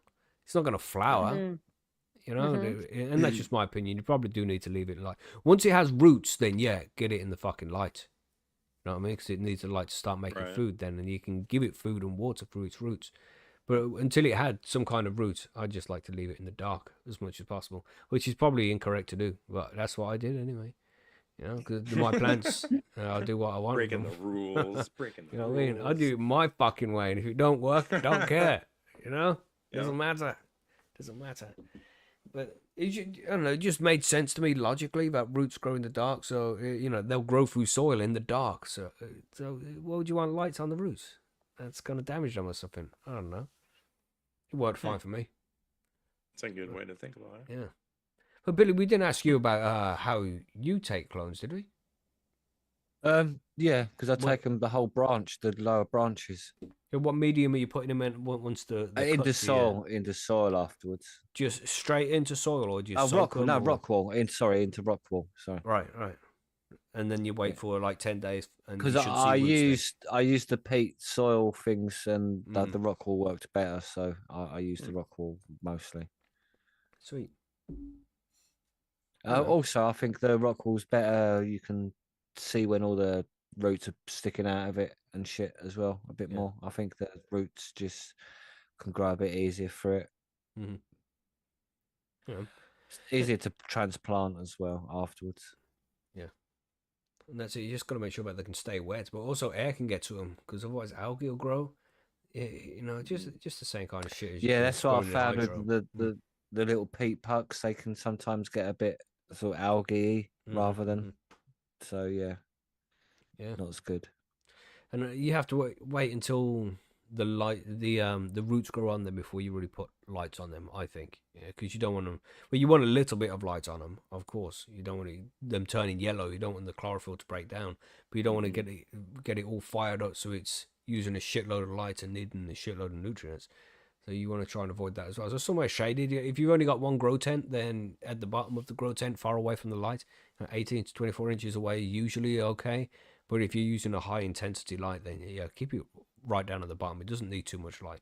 But when the roots start to grow, then yeah, treat it like a seedling, just a nice light on it. People used to use the T5 fluorescents, but there's better LEDs, more efficient LEDs you can get nowadays than those. So I think most people would just use those nowadays. Yeah. So I think that's that's the whole process there about taking the cut in and then what kind of medium to use. It's just varied, isn't it? People use their own thing, just figure out what works best for them. You know? You gotta bang start switch. somewhere. You know what I mean? Bang I switch think wanted rock to wall know is where I started. if you can plant the rock wall straight into soil afterwards, or do you need to move the rock wall? No, you can just whack it straight in the soil, mate. Mm-hmm. Just sprinkle. What I used to do is sprinkle, make like a hole, so it's completely covered, sort of thing. The rock wall bit. Sprinkle some mycorrhizal fungi in the hole. Stick the rock wall tube in the hole, and then cover it with soil just the top of it, so it's sitting underneath. Reasonably Just simple. make sure that very simple. And free. Yeah. You know this thing with taking a cutting. You chop it off your plant that you already own. Well, you're not even necessarily that. If it isn't a cannabis plant, of course, so you can take cuttings of any plant. And there's people who would just like walk past people's gardens, and be like, "Oh, that's a nice bush," and take a clipping of a certain bush, certain flower, and you can grow that out at home. It's not like you need to buy seeds for all these things either, you know. So it's pretty cool. Taking cuttings is not just a cannabis related thing. It's done with lots of different kind of horticulture. It's you got to give it a shot. You know, if They you're going do to with plant a anyway. lot of flowers, don't they? Mm. Like roses and all them.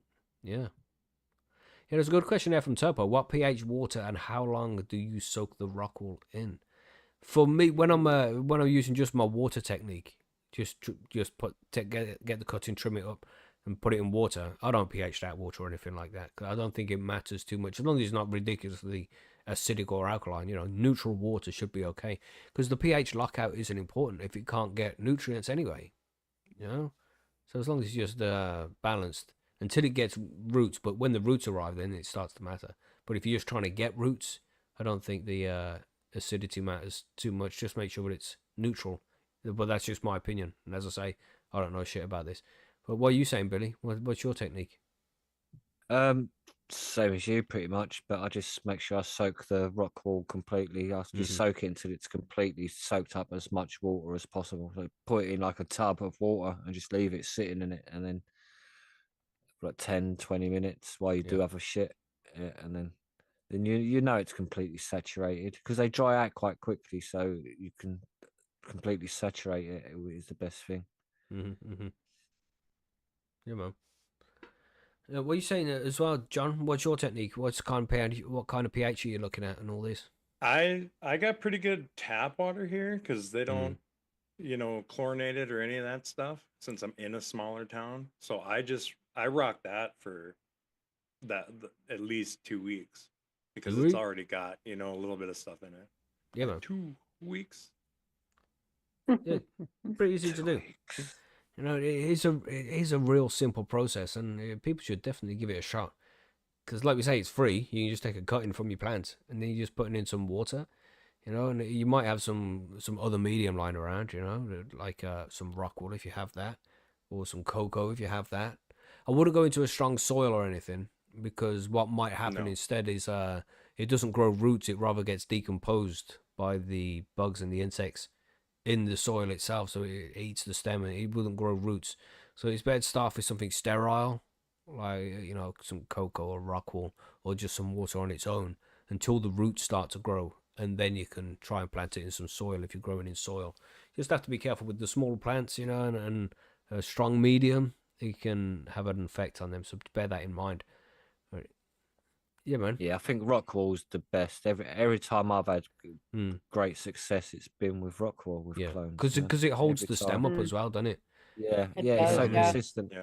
Yeah, if you get like a really thin, pokey stick, you can poke it down, and you can stick your thing in it, and you just it grips it, if you know what I mean, doesn't it? So when you stick it in, it gives it like a little grippage. Where soil sometimes needs patting in, if you know what I mean. Yeah. So and that's when you can damage the thing. So it was asked there as well. What's better to use, rooting powder or rooting gel? I found gel was easier to put on it. Yeah, I would think so, because it keeps it wet then as well. Yeah, it's moist. It dips in it. It acts as like a protective gel as well. So aloe's really good for that as well. Reason because it's like a thick gel. It's hard for bacteria and stuff to get through that gel and to attack the fresh cutting as such. So it's active barrier. Yeah, man. And there's loads of good like cloning machines as well, which were mentioned earlier as well, where you can just put the clones in it, and it'll hold it up, like the rock wool does, like we said, and it'll hold it in the right place and just bring a nice mixture of air, water, and nutrients to the root zone. It's like a DWC bubbling away, but the stick isn't actually in the water. It's just constantly flicking mist up at it from the bubbles in it. So it keeps it wet that way, and that really encourages the root to grow then, because it's not constantly in water. It's got to struggle. It's got to do a little bit of work to get to more water. So them kind of things are good, man. And they're not massively expensive either, are they? I don't know. I've never bought one. No, I don't think they're too bad. They've gotten a lot better, I think. Yeah, I think the technology over the last few years in the cannabis industry has changed a lot, which is good. Which is a nice thing. What this thing in Cannabis would be good about. People can start talking about things like that a bit more, where the engineering and machinery and as well as everything else can come into it. Sort of, it's nice. So when you're taking these cuttings, John, how long are you waiting for roots to form? I usually say 10 days. I should see something. But as long as 7 it's to not 14, dead, it depends on the plant, and then some take longer. Because if it's not dead, then it's still growing roots, isn't it? As long as it don't look dead, and not within the first like 24 hours, because I've seen this before when I've taken cuts and then the day after it's like, oh, that's dead. But no, just give it some time. Just give it some time, and as long as it isn't all yellow or dry. If it's dry and flaking, that's dead. You're done. But if it's just been a few days, just give it time, man, and it will start to perk up. It might look dead at one point, but it will pick up, man. Just give it some time. You know, yeah, I remember those days. You got to be Just like- patient, man. Yeah, with yeah. them. Come on, it's been 48 hours. I should at least see roots sticking out the bottom Yeah, by now. shit. No, I something. mean, Yeah. why ain't it flowering yet? What the fuck? Yeah. Oh, Classic. Yeah, it does take time. Yeah. I do think 10 days is about right on average. You know, Yeah, sometimes for me depending it on the is. strain and shit, it can go like 3 weeks. Just you know, be patient, man. If you don't look dead, just keep it going. If you got space for it anyway, just keep it going. You know, it's not Yeah. not causing any trouble. Well, it takes up no room either. Like if you're just doing clones, it don't take a lot of room. When you get one of those arrow cloners or something, well, now that's taking up a little bit more room. You know what I mean? Yeah. So what's next? We want to be talking about when do you know it's ready? Like, so you've taken your cutting, you've chopped the 45-degree angle, you put it in some rooting gel, put it in a rock wool cube, and now you're waiting. When is a good time for you to plant that into the next medium? Margaret, what would you do? Could you remember? Well, like I said, I was using rock wool, so you just You saw just put it some into a little- bigger rock wool cube. Yeah. You just put it in a bigger rock wool. Yeah, it was pretty simple that way. I mean, we soaked the bigger rock wool first and then put the other one in it, but yeah. Nice and easy. Yeah, when you see all the white, fluffy roots sticking out Yeah. the Yeah. sides and the bottoms, innit? And that's when you're like giving it some, oh yeah, baby. Yeah. You see, it's several roots. That's right. And then that's when you're going to get it into your medium. Yeah. Let's say if you're growing in DWC, you might want them roots to go a little bit further so it has enough length to, you know, go through the netted part and into the water itself, you know. So make your own decision there on how long you want the root to actually go. But yeah, when you see them roots, you're pretty much good. When you see roots, you're good. Them roots grow ridiculous. I mean, if you think cannabis grows fast, then you haven't seen the roots grow because them things are fucking crazy, man. They grow fast. It's cool to see them when you clone too, right? Because that's something you don't get to see until you chop and you empty your bucket. You know what I mean? Then you get to see the roots. But when you're cloning, you see all those little fingers coming out of there. Yeah, man. It's good That's shit. one nice thing afterwards as well, especially with the living soil when you've finished your plant to when you empty your soil out to just mix it up again, like to see how the root system for that plant was, to see how vigorous it was and shit like that. It's just nice to see. Yeah, man. Yeah. So usually when these cuttings get taken as well, they're going to be taken from vegetating plant or a plant that's about to head into flower. But you still don't know really what the plant's going to turn out like. And sometimes you'll be growing the plant and at the end of the life, just before harvest, you are like, damn, this plant was amazing. It smells incredible. You know, it's frosty. It's grown massive buds on it, and it was done in 8 weeks. You know, all these different things, all these different traits that you want to look for in a good cannabis strain. You're like, and you want to preserve those genetics at this point. Then you can take cuttings from a flowering cannabis plant, but it's going to be a little bit more difficult. I mean, the whole process is the same. You're going to take the cutting, you're going to do the 45-degree cut, you're going to trim off some leaves and shit, get rid of the buds off it, try and keep just leaf, you know, so you can get a little bit of light.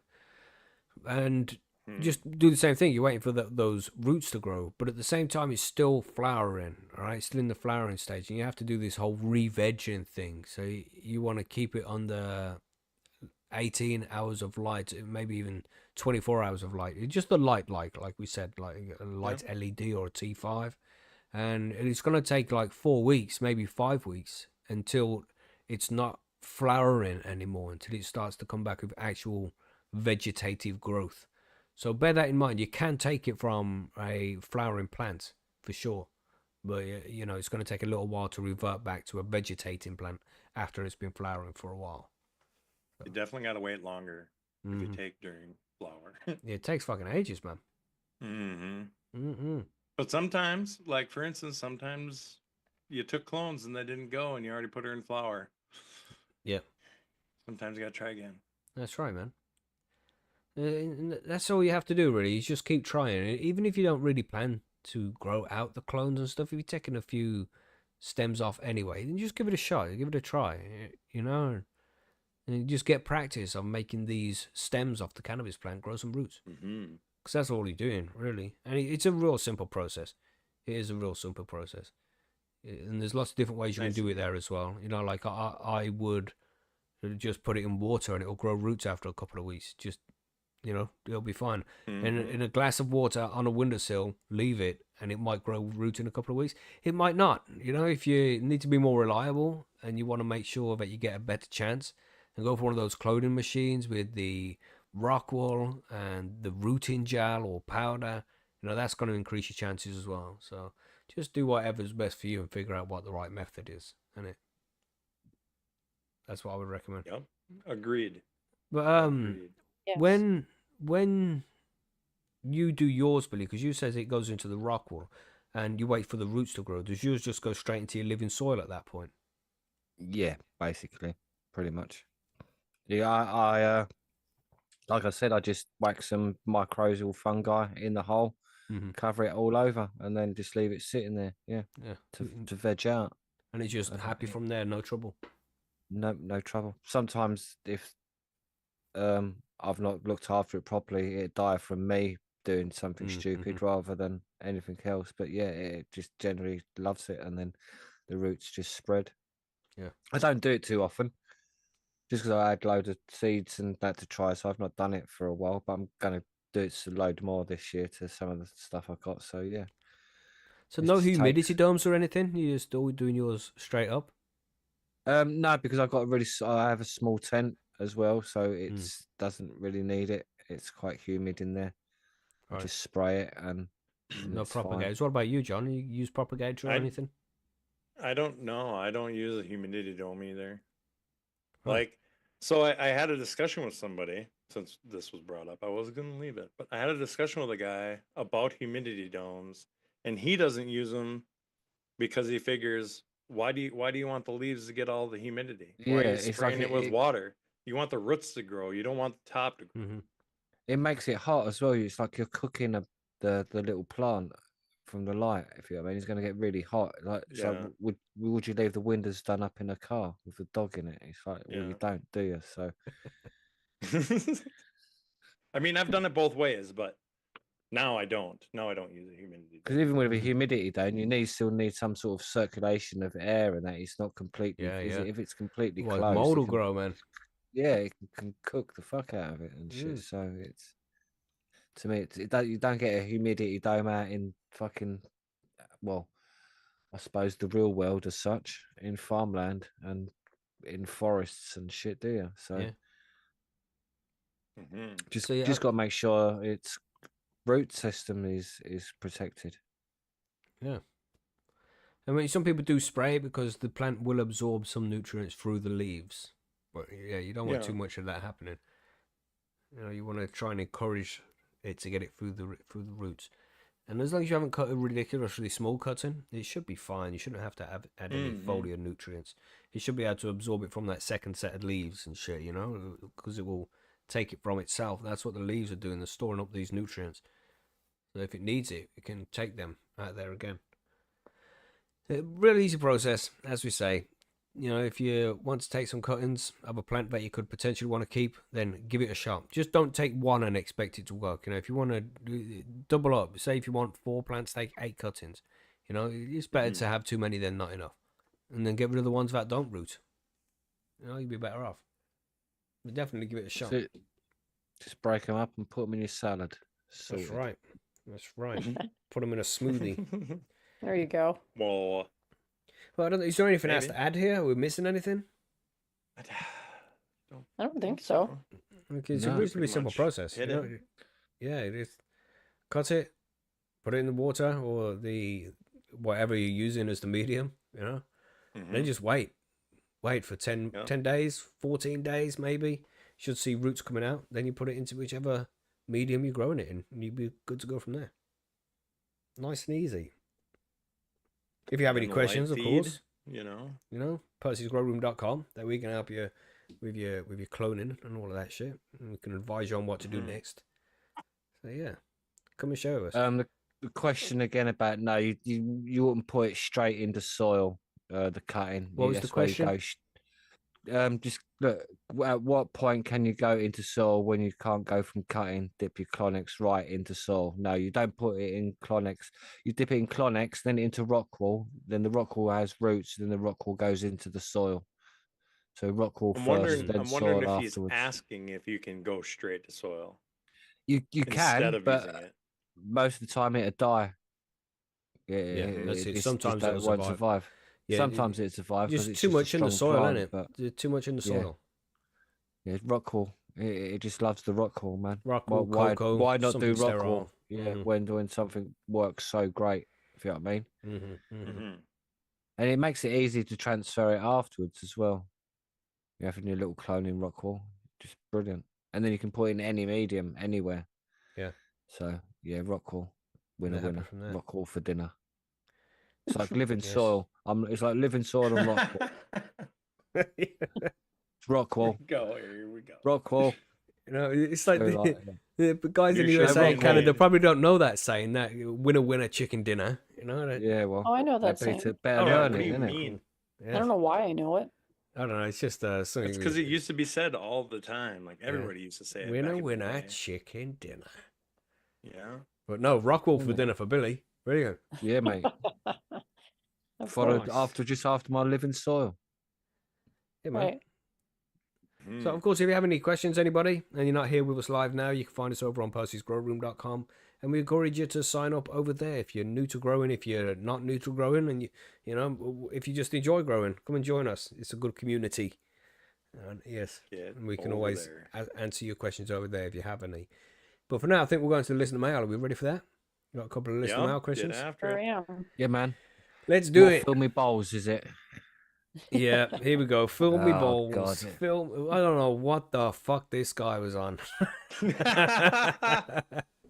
Well, here we go. Right. He must grow good HOHG weed. question.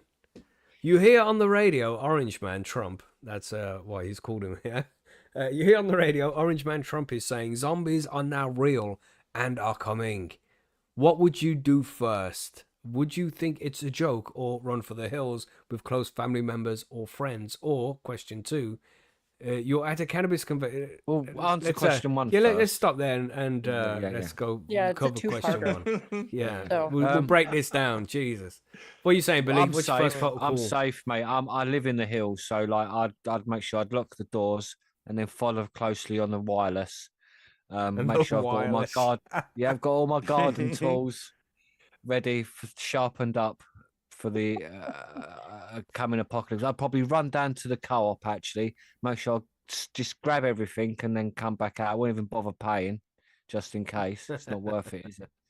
So like then that's it. Sit at home and wait, mate. That's what I do. I live in the hills. No need to run from. There you Right. go. Right. How about you? Good answer. How about everyone else? There you go. Quite concise. Right, Well, thanks for that, Billy. I would have to wonder, is it a joke? Are they joking? Zombies, not aliens? The zombies came first? Zombie not aliens. Oh, mean- well then, fuck. Yeah. Well, we know the aliens come first, don't we, Margaret? Because you are one. That's Established right. that. That's Yeah. That right. is true. That is She's true. trying to deflect us with zombies now. That's right. Yeah. Yeah. Yeah. Distracting us from what's really That's going how it on. is. Yeah. Yeah. Yeah, that's exactly, right. We yeah. see behind the curtain. We know what's going on. Oh, foiled again. What would your plan be, Margaret, if zombies came? What were you doing? Well, honestly, like Billy, I'm kind of in the hills as it is. So I would All just right. probably stay put. Is it and just be me like, who's fucked then? Fuck. Yep. No, I'm in the flats, buddy. Cool. Okay. But I got guns though. So Ah, yeah. Yeah. So yeah, it's just me. Fucked. yeah. I mean, Oh, I should well. clarify, I'm not literally in the hills, but I'm in a rural area, which means I'm not, I don't have a lot of people around. Well, if it turns out to be like traditional zombies, then yeah, there's not really too much to worry about. But you've got to worry about the collapse of society around you. You have Right. to be more worried about the other people than the Yeah, zombies and I've themselves. seen all those like post-apocalyptic movies, and it's never good. Mhm. No, It's never it- like, oh, let's all work together to make a better world while we fight off the zombies as a group of people. No, it's always just like madness and mayhem and carnage, and yeah. Way to be positive, Disease Mark. and infections. I'm hoping for the first scenario. Just Right? say Yeah. what we see in movies is usually Yeah. not that. Yeah. Question 2 then, I think, because like we're all let's go. gonna get eaten by zombies. You're at a cannabis convention and you just saved Margaret. This is a continuation from the zombie thing. I wouldn't be at a cannabis convention if there was zombie invasion and shit, but let's maybe roll with it. So was that was What that it happened? when it broke out? That's what he's saying, I Yeah. think. Yep. Yeah. So Oh, all right. while When it we're broke there- out. Okay. So you saved Margaret, Billy, and John from a zombie attack, and you notice that you have been nice one, bitten. Macky. What would you do? No problem. Selfless. What would you do? Would you have them kill you or let it? Oh, I've take already done it, effect? mate. Yeah, And I would have what- killed yeah, you. that's You're right. dead You know, already. fucking That's boom, you're right. dead already, Damn. mate. Fuck you. Fucking Just hell. shook, mate. I ain't having you come back and eat me, you cunt. Mhm. Oh. I'd be the first one you go for. You'd be asked that Billy cunt. I remember him. I get him. Yeah. No, bro. I would be like, that's that Billy cunt. Don't put your mouth anywhere near him. Throw my socks at You you, know, you'd be God running damn. scared. Enough to kill a zombie. Fuck. Yeah. Yeah, Holy interesting question there, Phil. Interesting question. I would, if I had been bitten by a zombie, I would just be like, "Oh shit, look, I've been bitten by a zombie." But if at there was this point, nothing you would could have do, known? well, you Yeah, don't know if you got I'd bitten, want to right? become How a it zombie got just in passed? case. Yeah. see. What did you say, John? I said, how are you going to know how it's passed? Maybe a bite isn't actually the way that it's passed. Oh well, yeah. If you knew it was, we're making assumptions here. Yeah, we're Yeah. making assumptions. Yeah. We could have Imagine that. kill you for no reason, Macky. Yeah, imagine that. You might have Macky lived, blows bro. his own brains out, and then you Yeah, I find mean- out a couple of days no, later. bite actually doesn't do anything. You know? Right. Oh. I'm very curious about this question though, because I mean, Philly Bold writes it as if anybody listening could be the person who was at this conference, but it Mhm. sounds like Macky, you didn't make it. No, Yeah. I don't think I made it. Like it Brilliant. was just me, Billy, and Thanks John for that the gets fucking sick. vote of confidence, Phil. Fuck. Jesus. I'm sorry, Macky. Yeah, make I feel bad now. Oh, Brilliant. At least all of you are saved. At least you get to Yeah. carry Yeah. on. Yeah. Interesting story there, Phil. oh. Just I lay off think the zombie movies. Question Sorry. 3 is what tool would we use to finish off Macky? Yeah, that's Ooh, right. where we How you, at? how you Where we doing at? it? Yeah, Just is gonna it like fucking baseball set me bat, on US, fire? You know? setting on Canada, fire? Yeah. UK. So like, We're at a cannabis conference. What's handy? What's yeah, a press, a bomb. rosin Yeah. press. The Squish mighty, Squish his head his in the head. press. mighty Yeah. plus Right. smash. Yeah. Wow. Wow. Anyway, That yeah. escalated quickly. Yeah, Glass goddamn. ashtray. Wow. Be traditional. It's England. It's like you're in that old Right. school pub. Yeah. Well, anyway, interesting. Thanks for that, Phil. Hey, we've got one more question here, and this is actually cannabis related. From Gellert. Yes. How long is too long when drying plants? I cut down my plants 6 days ago, but I'm okay. I'm going away tomorrow for a week plus. Ooh.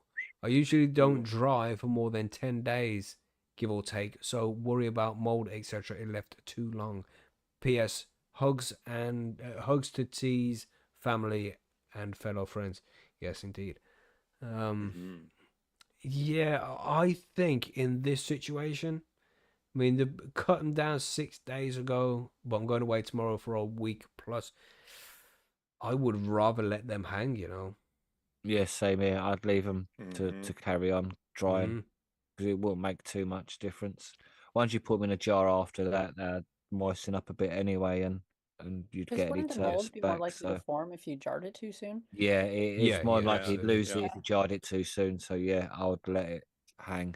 Well, especially if you can't be there to take care of, burping the you jars if can't you're burp using the jars jars, or yeah. whatever, Yeah, you're better off with it being slightly drier than having all of it being mouldy, isn't it? What would you Right. rather? Slightly drier weed, And you'd be or surprised, you mouldy know, weed? how long it can actually hang. I mean Yeah. 14 Oh, yeah, mine- days easily. But Mine 20 does days? mostly Mm-mm. 10 to 14 all the time. I've had Yeah. weeds take 16, 18 days quite Yeah. easily. Yeah, and then So- still it be really fucking depends great. on the humidity And and, still, and yeah. what's going on where you're at, Yeah. Yeah. Yeah, so I'd leave it, mate. Don't stack it in Yeah, Yeah, a I jar think we all and agree let there. them- We all leaving that to hang. Yep. I'm Yeah, leaving Yeah. it. yeah, Yeah, man. that's what I'm doing now, man. We have consensus.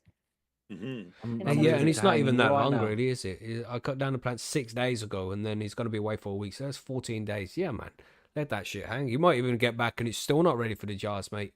Right. Yeah, so leave it, bro. Don't put that shit in jars. Yep. Leave it. Yeah, so that was a pretty quickly answered question. Yes, sir. That was an easy one. I mean, Yeah, we didn't yeah, have to easy one, contemplate easy one. death and how we're killing somebody. Mm-hmm. Yeah, thanks for that one, Phil. Already started by that now. Yeah, man.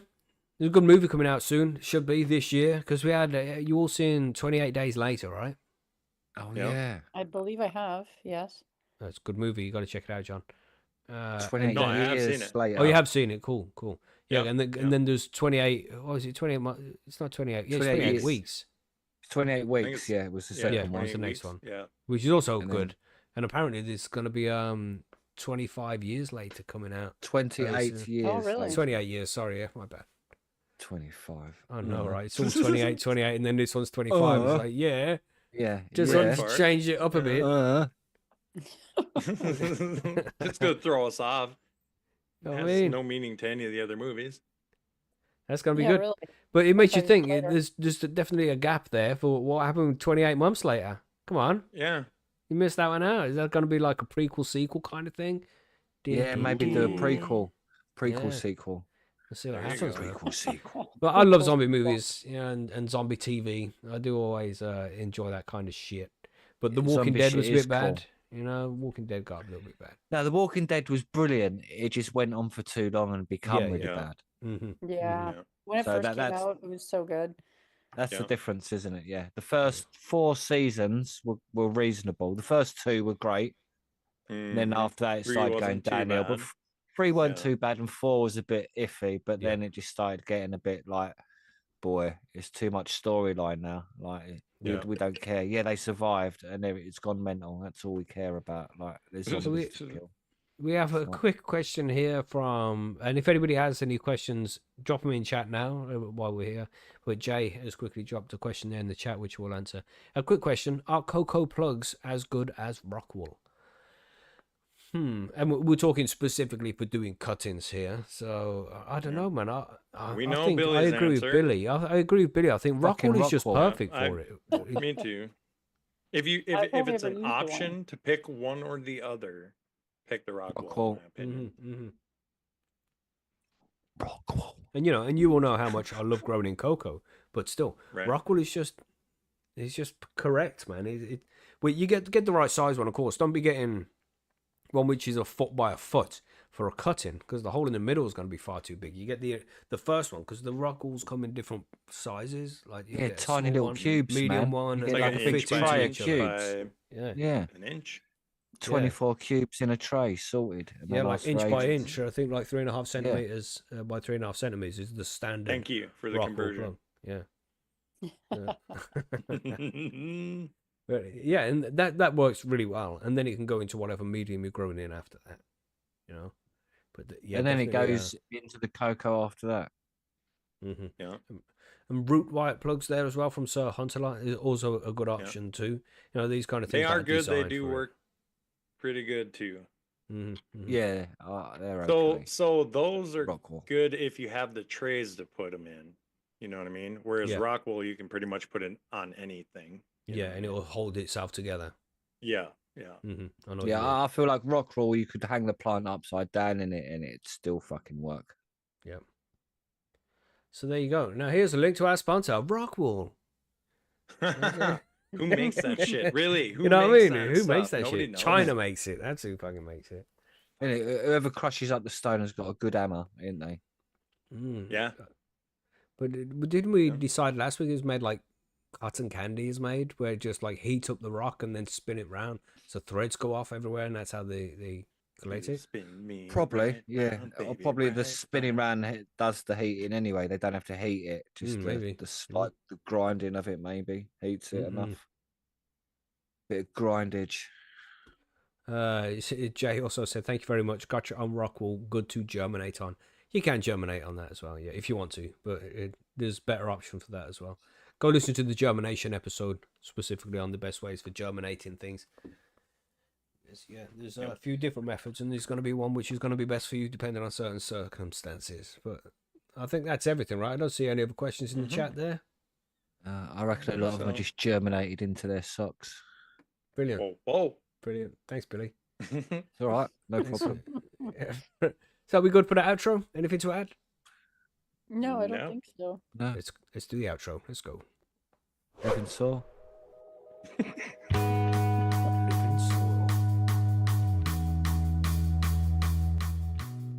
Fade in tune professionally. Look at that. Look at that. Good show, everyone, says John Colson. Thank you out there, John, in the chat. Yeah, you're welcome. Damn good show from Turpo. Damn good show. Damn. Yeah. There's Phil. Got a There's great Phil. Seen Hey, him until Phil. Just now. Yes. Yeah. I think you missed the question, bro. He just sat there silently, or at least giggling Yep. to himself. Like, He's probably laughing his ass you off really at can us. ask these guys anything. He was he was probably the one germinating into his sock though. So That's right. Oh, my goodness. You know, I'm not even going to say that. Damn. You know, it's terrible. But now I have to, really. It's just like he's back now with post-nut clarity. You know? Jesus. But yes, 100% professional. Thanks there, Phil. Thanks. Yeah, and then check out some good zombie TV this week or something. I don't know. And if you're around on Friday and you want to come and join us for the Patreon session, which is going to be tilted towards, just some kind of remembrance, some kind of homage to Twisted, man. You know? yeah, man. Who talk about Extra big Twisted over ones. there. Fucking hell, yeah, bring lots of fat joints, some beverage if you partake in such things, you know, man. Absolutely fucking gutted about. You know how it is.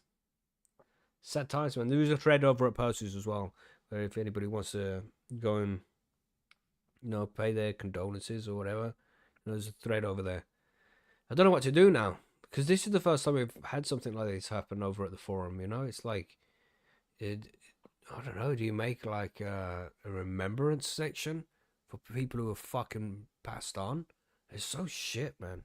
So shit to have to think about this kind of this bullshit. Yeah. Or do I make a specific rank now, like for somebody who's deceased? I don't know. You don't want people tagging him and asking questions and shit. Right. Man, Yeah, you need to do something. just difficult to even fucking realize. When we ask questions up in the moderator and admin section now, and Twisted isn't going to be there to help us come to fucking decisions that we make all the time over there. Yeah. Damn. Ooh, name a cultivar after them, Billy the Kid says. Yeah. I was thinking Maybe we could call my Cindy 99 cross with Lemon Sky that.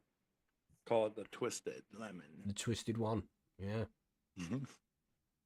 Oh, man. Tragic. Yeah, it's gonna take some time to get used to that. And Twisted not being around anymore. Crazy. But yeah, everybody smoke a fat one for Twisted. Hit the bong. And just I would think that Twisted wouldn't want us to be fucking upset about all of this. Right. He'd be like, "Oh, don't worry about me, lads. Oh, I'm fine." And I was thinking, like, 'cause I'm not a religious person, so I don't believe in afterlife and all that, but I kind of believe in simulation theory. And I thought, wouldn't it be funny if it was a simulation and Twisted goes over to the other side and it's like, fucking hell, Macky's right. We would never hear the end of it. You know what I mean? It's like, come on, man. There's got to be some kind of sign you can send us if it is actually a simulation. You can let us know somehow. Come on, man. But damn. Yeah. But what an absolute legend, man. It still don't fucking make any sense, man. It's just gone like that. It just doesn't make any fucking sense. Life don't make sense. So. That's right. Madness, man. But yeah, let us know what you think, everybody. What can we do to pay homage to such a big member of the community who's no longer with us? Maybe a rank, a section. I don't know. You'll come up with something. Yeah, we got will. a good idea. We'll come up with something. We'll discuss it on Friday, Discuss it everybody. Friday, man. So if any of the members of the forum who are not Patreons want to come and join us for that session, then let me know and I'll drop the link to you specifically. We won't put it out public, because it's a private session. But if you want to come and join us, I'll send you the link for this one. All right, sounds good.